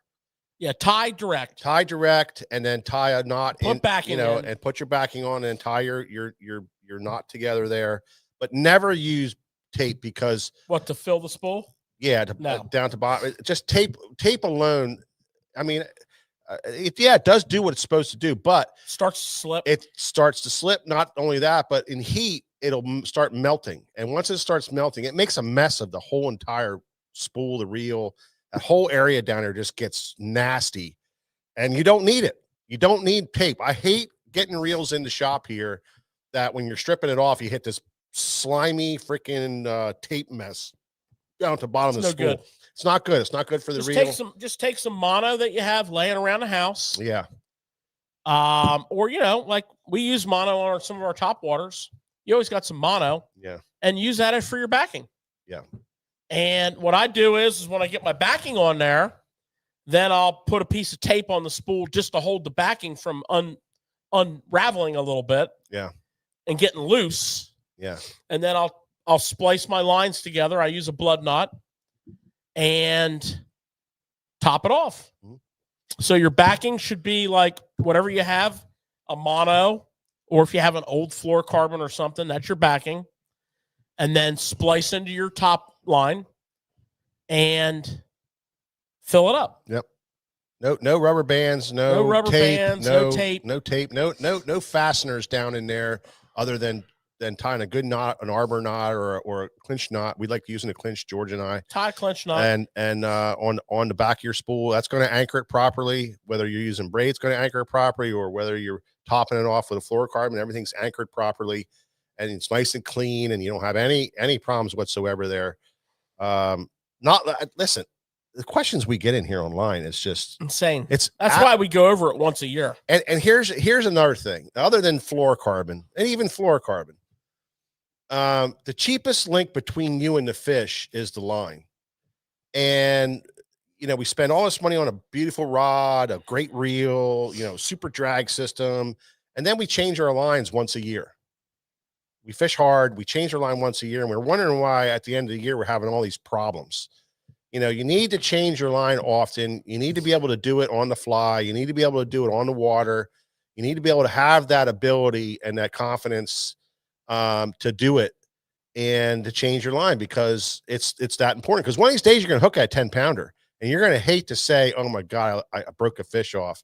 And that line was 6 months, 8 months old, 10 months old, a year old, 2 years old. I mean, how many times we get in here, we have guys bringing stuff in that's 2-3 years. You ask them how long the line's been on there. Oh, I can't remember when I changed it. I mean, that drives me nuts, because you're going to catch that big fish and you want fresh, clean, quality line for fishing. So, yeah. And the nice thing about your backing, like when you get to the correct amount of backing on your reel, and you want to re-spool, you just go down to your knot, splice back in, and top it off. Yeah. At the shop here, we wind everything from the most delicate of, 2-pound test lines up to, saltwater reels with 100 pound braid on them. So, I mean, we've experienced many of every combination of line you can ever come with. And the reason we wind so much line is the system works, and people come back very, very satisfied. Yeah. Like I'll give you a prime example, the braid ready spool. Even if I needed that much braid on my reel, I would not put a backing on. Let's say I had a 50-pound braid I was going to put on a saltwater reel, and I wanted to put 300 yards on there, and the reel would hold 500 yards. I'm going to put mono on first. Let's say I wanted 500 yards, and the reel holds 500 yards. I'm still going to put mono on first. I can't tell you how many times I have stripped down a reel that had drag issues because the braid was slipping on a braid ready spool, and that little braid collar that was notched into the spool is like this big around now. And it spun and just kept stretching and stretching and stretching. And when I come it off, I'm like, man, this thing's like this big around. They just don't. If you're like putting that much immense pressure on a big giant fight, like a saltwater fight like that, you don't want that. You want a backing. And what's good for the goose is good for the gander. That mono backing or leftover fluorocarbon, whatever you have, leftover mono, leftover fluorocarbon, and I usually use a heavier, like that was a 12-pound, just because it's thicker, it fills the spool up quicker. Yeah, a good question. Good to go. Good question. How often do you change your line? I change my line when I start having problems. As soon as I start having backlash problems, or memory, really bad memory problems, or loops, I start looping a lot. I change the line. So how often is that? Well, the last time I went fishing, I was in extreme conditions. My line got ruined, and I changed my line the very next day. So I used it one time. Yes, that's extreme. That's not the normal, but monofilament, you need to change your line 4 or 5 times a year with monofilament because it gets memory, it stretches a lot more, and it starts to build a twist into it with the stretch. So you need to change your line 4 or 5 times a year with monofilament. Copolymer, a little less. Fluorocarbon, even a little more less. It depends what you're using it for. Yeah, but as soon as you start having those problems, you change the line. The nice thing about braid, and what I tell guys is, the nice thing about braid is you can get a lot of time out of it. You can get a year out of it, no problem. For most situations, you just don't have problems with it. So, but change your line. It's the biggest, cheapest link between you and the fish that of expense that you're going to put out of your pocket. And it's the one we overlook the most. And don't be afraid to change it on the fly. I just, I got an announcement to make for you guys then at the end, because Greg DePalma gave me an update from the press of Bassmasters we'll talk about. Yeah. But if you remember our live last year on the Upper Bay, Greg's looking at his line. He's in the middle of a tournament, and he just doesn't like the way it's feeling. Something's not right. What does he do? He stops everything he's doing. He pulls a George.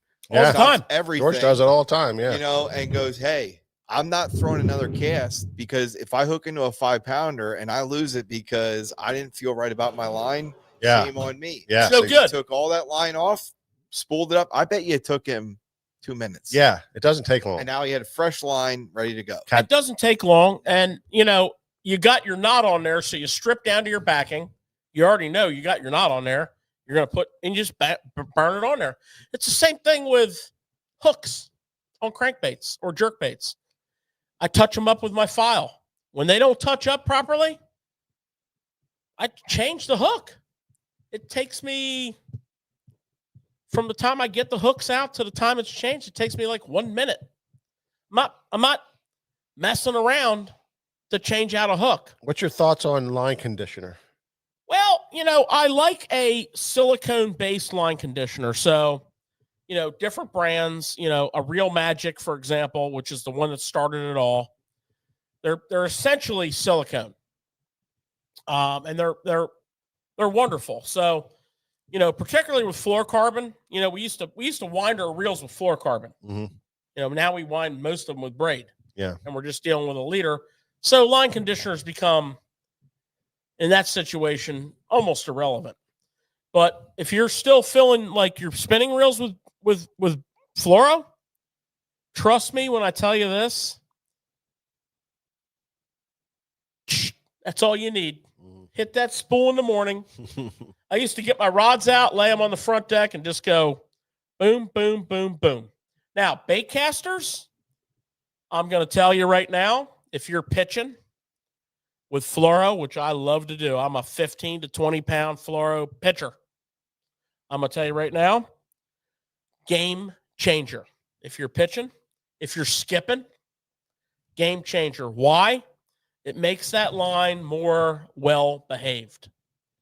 Supple, a little more supple. It's more well-behaved. Now, we'll say this. What line conditioner you use? I mean, we sell a lot of the Real Magic. We sell a lot of the Strike King, which is actually made by another company, but it's their line conditioner. It's all silicone-based. Yeah. Matter of fact, I keep a spool at my line winder, and when I do a wind job for a customer that has like a big diameter line on a big diameter reel, I hit it. Yep. That's a good idea. You're damn right it is. Yeah. All right. Hey guys, I just want to ask one more question. I walked away for a little bit, so maybe you did answer this, but again, a lot of people, that was a great tip for both. How full should they be putting that line on that spool? Because I see that as a big problem. Yeah, it is. People, especially with spinning reels. So we're going to attempt to show you on a spinning reel, and it's hard to see. It really is. You know, different reel companies have different line management designs on their spinning reels. This, of course, is a Stratic. Their line management is spectacular. The way they wind the line on their reels is spectacular. And you'll notice there's a chamfer on the lip of that spool, and then there's an edge. Right where that chamfer meets that edge. You're going to fill up till you're just a little bit under that edge. Now, I'm going to tell you this about fluorocarbon. If you're winding a spinning reel with fluorocarbon, it's okay to be a little low. Absolutely.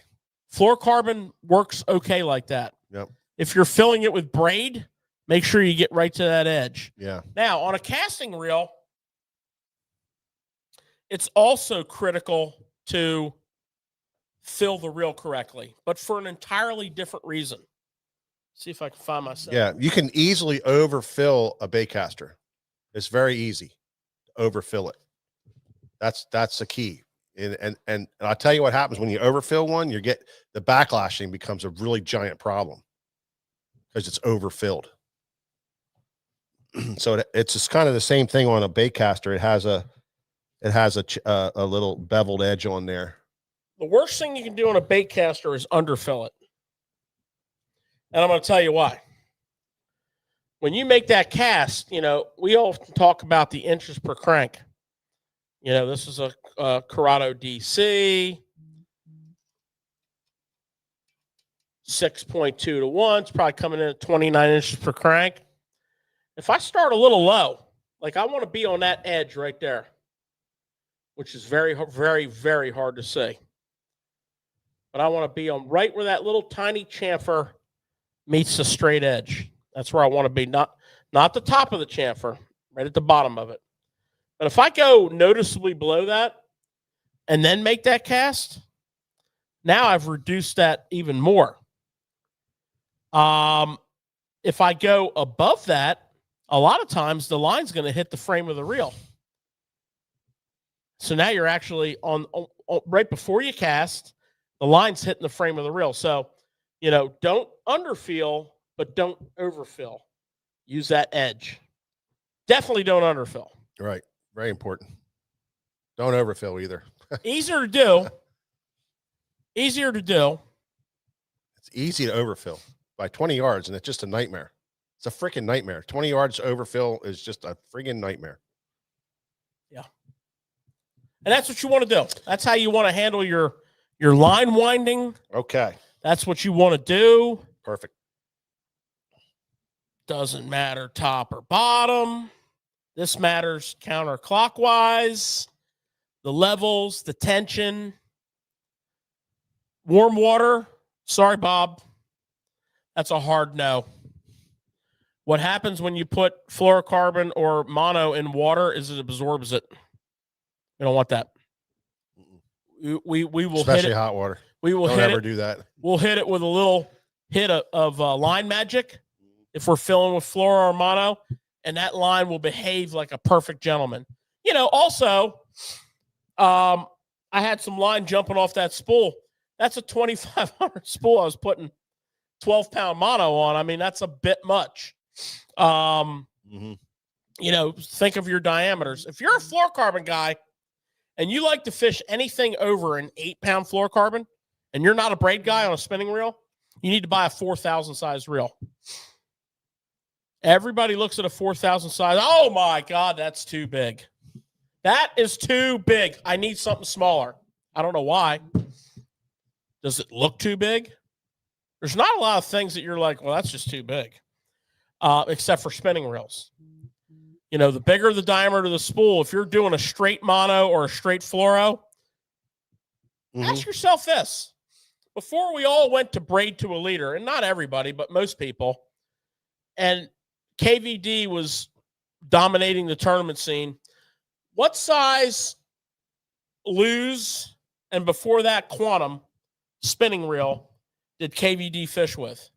Was it a 10, a 20, a 30, or a 40? 40. All day long. He didn't use anything but a 40. And everybody come in the shop and they go, whoa, whoa, whoa, whoa.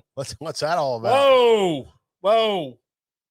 But when you're trying to wrap a 12 around a real small diameter, it's not happy. You're getting the springiness. When you wrap it around a larger diameter, it's a lot less. Nowadays, you know, most of us are winding the majority of our spinning reels with braid and going to a leader, and for good reason, guys. Yeah, absolutely. I mean, I just got done telling you how important 6-pound test is during this bomb assault from Canada. They've assaulted us with a bomb. Yeah. And the fish don't like it. I don't like it. Yeah. But if I want to catch one, I'm going to use 6-pound line. Change it out just by changing leader. Yeah. And then George and I get pissed and we jump in the truck and we're going down. We're going to go catch some North Carolina. We're going to go to 12-pound leaders. Right. It might happen, Nick. I'm all about that. I'm telling you, it might happen.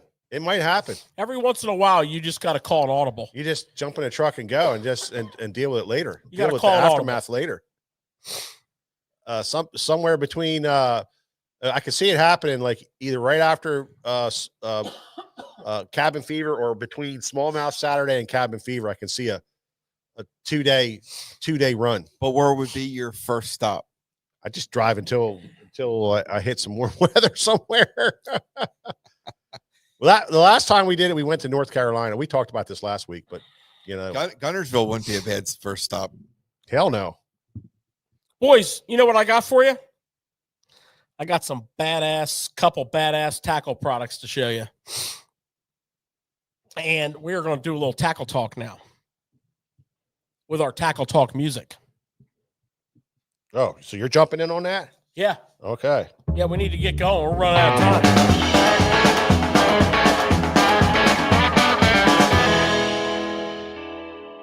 We got a little long-winded tonight.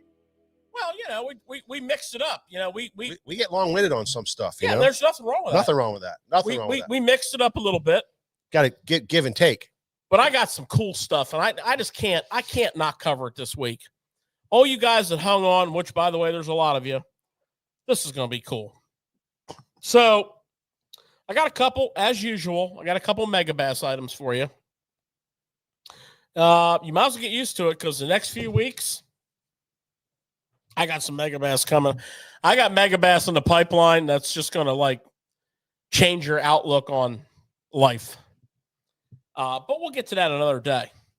So the SV3 spinnerbait. Those of you who use it are used to, you know, the 3/8 and a half ounce. Okay. Of course, it's a beautiful spinnerbait. It's got the trailer kind of tied into the skirt, you know, kind of that trailer tied into the skirt, you know, which they do in their buzz baits and whatnot, you know, wire tied. It's got a wire design, the angle that, you know, when you're reeling it, the spinnerbait's coming through the water level. It's not like tilted like that or tilted like that. It's got some kind of uniquely shaped blades that provide some very nice vibration. You guys know this spinnerbait. It's been around for a couple years. But on the JDM Megabass site, they do a 1/4 ounce.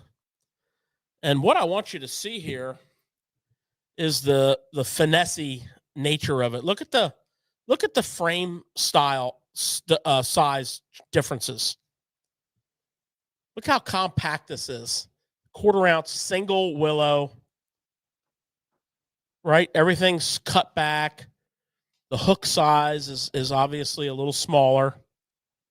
It's got the nice keeper on it. SV3 1/4 ounce, which currently is a Japan only product, but it's coming to the U.S. market eventually. So that is the SV3 1/4 ounce, $14.99. Like I said, it's got that geometry that's level swimming. So when you're pulling it here, it's coming through the water level. Blade right here. Awesome colors. Check this out. You know, we love our spinner baits. We love our colors. That green pumpkin, which is not called green pumpkin. I took some liberties. It's called Gill. Look at that. Black and blue.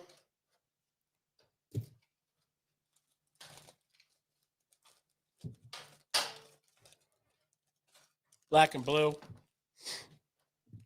It's got like a black nickel blade on the black and blue. Of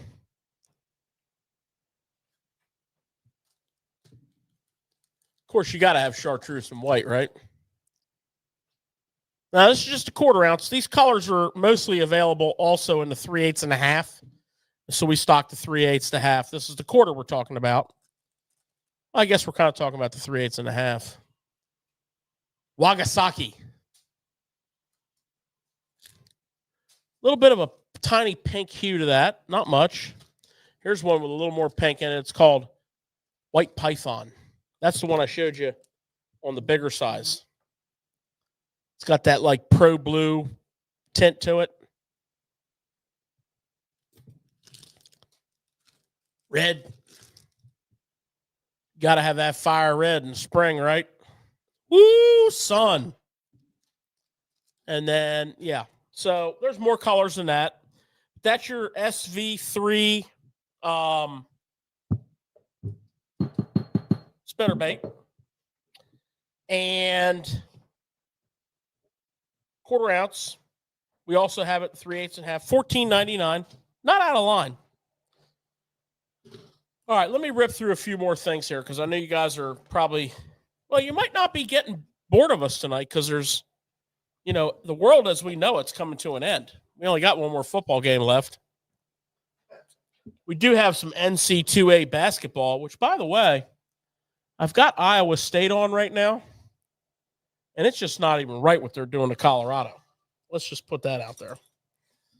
But, you know, I'm preparing for my bracket. Yeah, that's my next big gig. But I digress. Okay, VMC. VMC is a big deal here in the shop. We carry all their red line hooks. They have so many jig heads and terminal tackle items. It's staggering. Well, we got more. We're doing a bunch of VMC tungsten. The tungsten market is changing up a little bit. Pricing is changing radically. Vendors are struggling with, you know, their tariffs and their excise taxes. But we have, you know, your standard beautiful clip-on style cylinders, clip-on style teardrops. Look how nice that stuff looks, George. Great stuff. But what I really want to highlight, Mike, and all the worm weights still. Okay, the stuff is beautiful. It's prime. This is primo fluorocarbon. Tungsten. Beautiful stuff. Worm weight. But what I really want to highlight is the BET drop shot weight. This is going to test cameraman's Nick's ability as a cameraman. And I don't know how I'm going to help him, to be honest with you. I'm going to try to use some white background here. Ring eye. Oh, look at that. Yep. That's the BET. You know what BET stands for? No. Big eye teardrop. Ah. Come on. Now, if you like to free rig. Ooh. And here's another thing I like about them, guys. The weights are all written on them. That's nice too. Good luck seeing that. Right there, I can see it. Beautiful. Yeah, there you go. Weights are all written on them, but that is a free rigging, or if you just like to cast and tie on your drop shot weights, that's pretty cool. Now, I got another thing from VMC, and I mean, you know, imitation is the greatest form of flattery. Yeah. And I think this bait self-describes that. It's called the snitch head.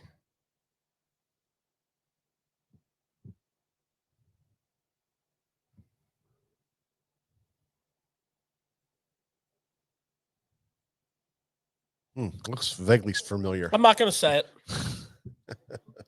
Big eye, which I like. Snitch head, fluorocarbon keeper. But what's different here, and a major reason why we chose to stock this head is this head starts weight-wise where the original ends. So 3/16 to a half.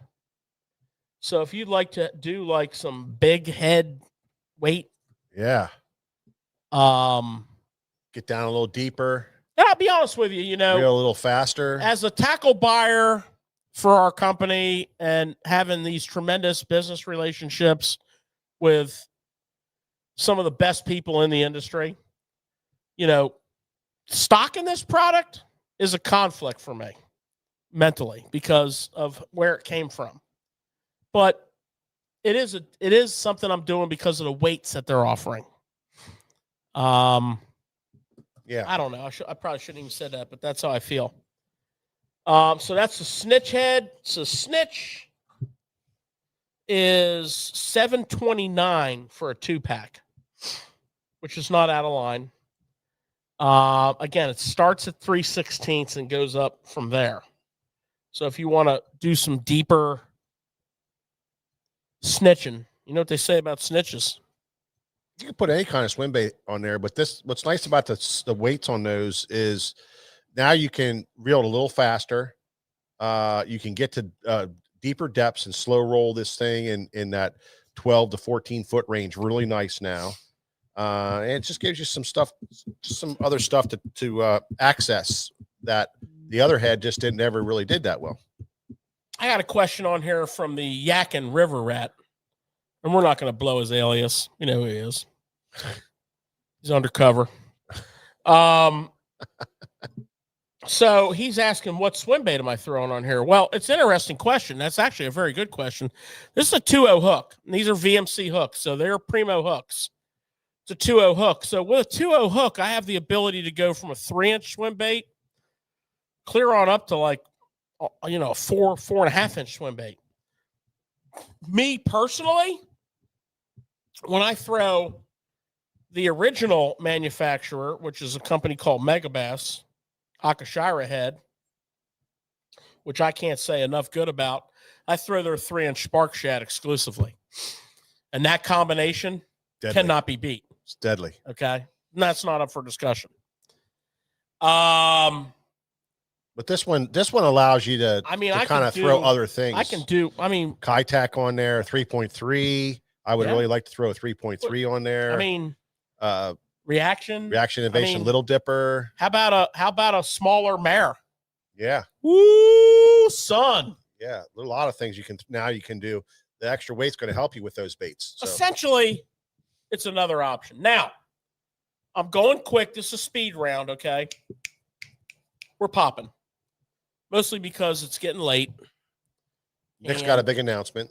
So that's probably going to be like crying like LeBron, some kind of on the bench crying press conference.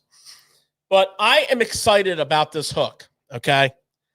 I'm all about this hook. This is a Redline swivel fluke hook. And, you know, we are some fluking fools at SFT. And this hook, it's just a work of art. So we have a high quality barrel swivel. connected to the eye of a round bend. Here we go. Here we go. Let's get one of these off of here. We have a round bend.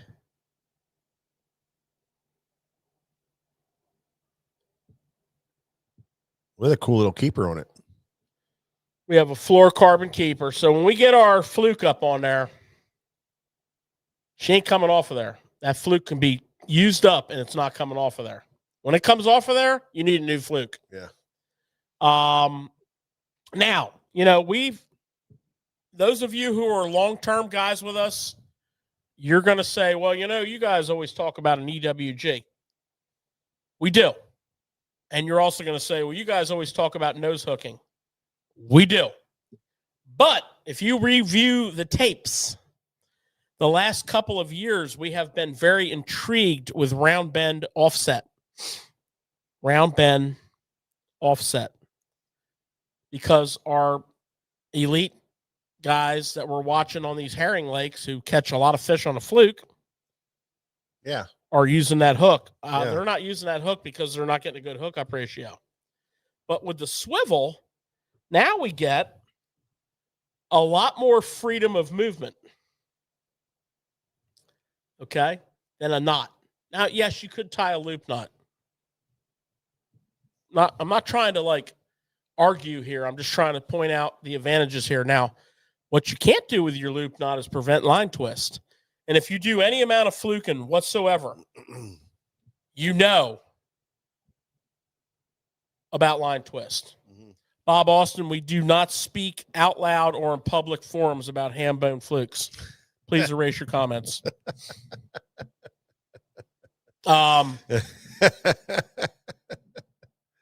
So we have the swivel eye. We're eliminating our twist problem. We're getting more movement. Yeah. We have a tremendous hookup. We have a PTFE coated hook, the red line hook. Thank you, Bob. We're not gonna, Bob, our friendship won't end over that, but I can't have that going on. Next thing you know, people are gonna be like, what's he mean? Ham bone fluke. Yeah. Well, if you know, you know. Let me ask you this. Do you like a bone super spook? Okay, there you go. Took the heat off you there, Bob. Yeah, so last up, people, and this one here I really like. I've been using this for a few years, and we have a super pro staffer here at SFT for many, many years, Corbin Gottwalt. Great fisherman, and he's a Z-Man pro staffer, and he's always busting my balls about not stocking this jig head. Well, he's right. I should be stocking this jig head. And guess what? Mike said, you should be stocking that jig head. And guess what? We're stocking that jig head. Great jig head. Great jig head. And we love jig heads. We love jig heads. I mean, we got 3 jig head boxes now. Mm-hmm. So this is the Z-Man weedless eye. Now, the reason it's called a weedless eye, you got to check this eye out on this Z-Man jig. The eye is critical. That accounts for strikes. Look at that big red eye. And then the weed guard, you know how we feel about our weedless tube head.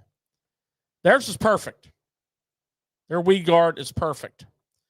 3-aught hook, but a great keeper for both standard plastic and for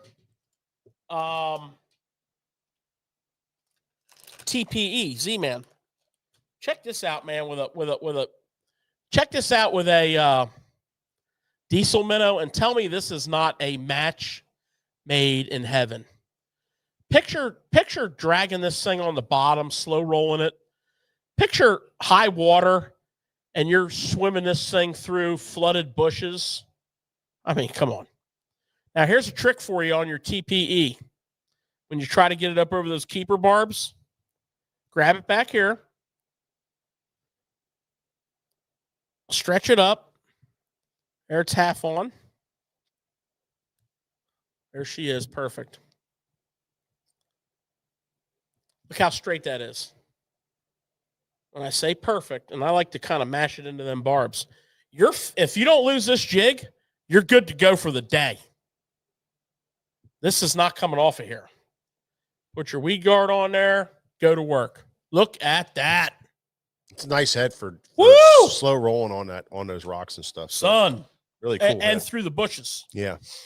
And dragging. You know, you get an extreme cold front like this, drop that back to a 3-inch bait and drag it like we like to say, boys. What do we like to say?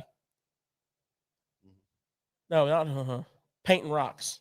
Oh, yeah. Painting rocks. Yeah. It's important stuff. Well, you know, another nice thing about all this, George, you can go on the website and you can really look at the pictures and see the quality of this product. I'm not kidding you. That VMC terminal tackle is the quality is off the charts. So very, very cool. All the stuff that George showed you tonight is on the website, so you can really check it out, get it ordered up before it's all gone, and we'll get it shipped out to you right away. All right, so we got a proclamation here, and this happens with uncanny consistency. We have Bass Fest. We get a lineup of spectacular pros. Yeah, and then one of them invariably goes out and wins a major tour level event. I'm not saying, why, but I think it's because of the good juju here and the awesome, just intense. This is like, you've heard of think tanks where people that run the stock market go in and this is bigger than that. This is the best. Who is it? Think tank. Stephen Browning was in 5th place. Nice. Poised to win. So if he does, we're going to have an inkling into why. And he'll probably call. Yeah. Next week, and I know Nick has a big announcement. Yeah, well, But next week, do not miss next week's show, because the rig of the week next week, we're going into the vault. I got it already set up. This is the juice. So do not miss next week's show. This week on Saturday is Lose Day in the shop here, which as you guys know, we've been doing a weekly a deal every Saturday. We have some kind of deal going. We did Shimano days. We did Daiwa days. Now we're doing Lose Day. And then get ready, because the following week is Smallmouth Saturday. And we got the great show, Smallmouth Only Talk, coming up next weekend, Saturday, February the 7th. George is going to be doing seminars. We have Destin Demarion coming. Seminar. From up in Lake Erie area, fishing Lake Erie, the big guide up there. Everybody loves Destin. Destin's a hardcore fisherman. He's going to come down and talk his smallmouth talk. I think Corbin Gottwald's going to be doing a seminar, and I might even break out of retirement and come in and do a seminar, depending on who else we can get. But we're going to have a great lineup, some great seminars, some great smallmouth talk. And of course, at the end of the show, we're going to do our panel of questions and answers with all the guides sitting up there that you can pick their brains. Everybody's going to, the ones that won't do seminars. Yeah, everybody's going to be here. We got all the big names of the guides and the smallmouth gurus from around this area are going to be here. So you don't want to miss it. It's a big deal for us. Nick, what do you got, buddy? What's the word that you're all excited about? I already know what he's going to say. What's going on? What am I going to say, George? You're going to say Mike Iaconelli is You're going to say that they postponed the tournament? No. Oh. No, but you did bring up a good one. Mike Iaconelli's last year. But no, this is a big deal. So last year we had some fun on the Upper Bay, and we went live on the Open. And you know what? Bassmaster said, guess what, guys? You can't do that. Going forward. And we're working on that. But here's a cool thing that Bassmasters is doing. They're having what's called the Fan Cam. And they're excited to introduce a new feature for the 2026 season called Bassmaster Fan Cam. And fans will have the opportunity to vote for their Elite Series angler that they want to watch uninterrupted on day one of competition. So you can go on Bassmaster.com and you can vote starting February 1st on what angler you want to watch on day one. So here we go. I'd like to recommend who you vote for. Go ahead. Who are you recommending? So anybody that's watching, we would appreciate it very much if you would vote for one Greg DePalma. Yeah, that's right. And hopefully we don't find out that you voted for somebody else. So here's a thing I have. So I believe, George was saying about Stephen Browning, who could potentially win this week, but somebody else did a fantastic job on their seminar, and I believe in a week they're gonna. Yeah, well, that's. I mean, he's been here, so. Well, we got to do 1 week at a time. We can't win every tournament in 1 week. Oh, we're gonna win every tournament. But we're gonna have Stephen Browning win this tournament. Yeah, and then Greg's gonna win Gunnersville. That's right. Yeah, and. I think next week we got Brent Erler fishing wherever they're at. It's really happening. I mean, there's tournaments. So I would say, yeah, if you can get some Vegas odds, next week you want to put Brent Erler and Greg DePalma to win. Yeah. Okay. No matter what their number is, take them to win. Take them. All right, guys, we ran a long one tonight, but we appreciate you guys hanging on. It was a lot of fun. We covered a lot of great topics tonight, as we always do on Tackle Shop Live. And be assured, we will be back next week, 7 o'clock Thursday night for the greatest show ever, and that is Tackle Shop Live. And we'll see you guys the next time.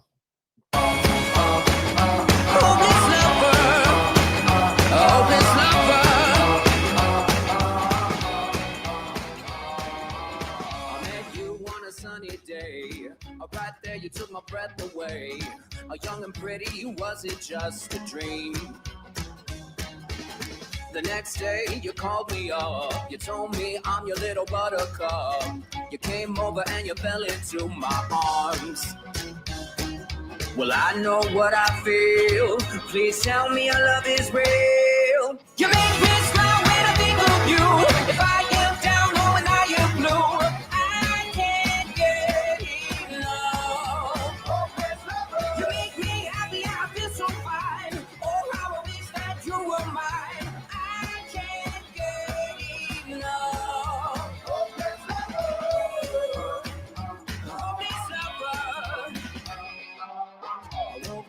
Soaked in sweat, with chills running down my neck. I'm going crazy from just the thought of you. A long blonde hair and your beautiful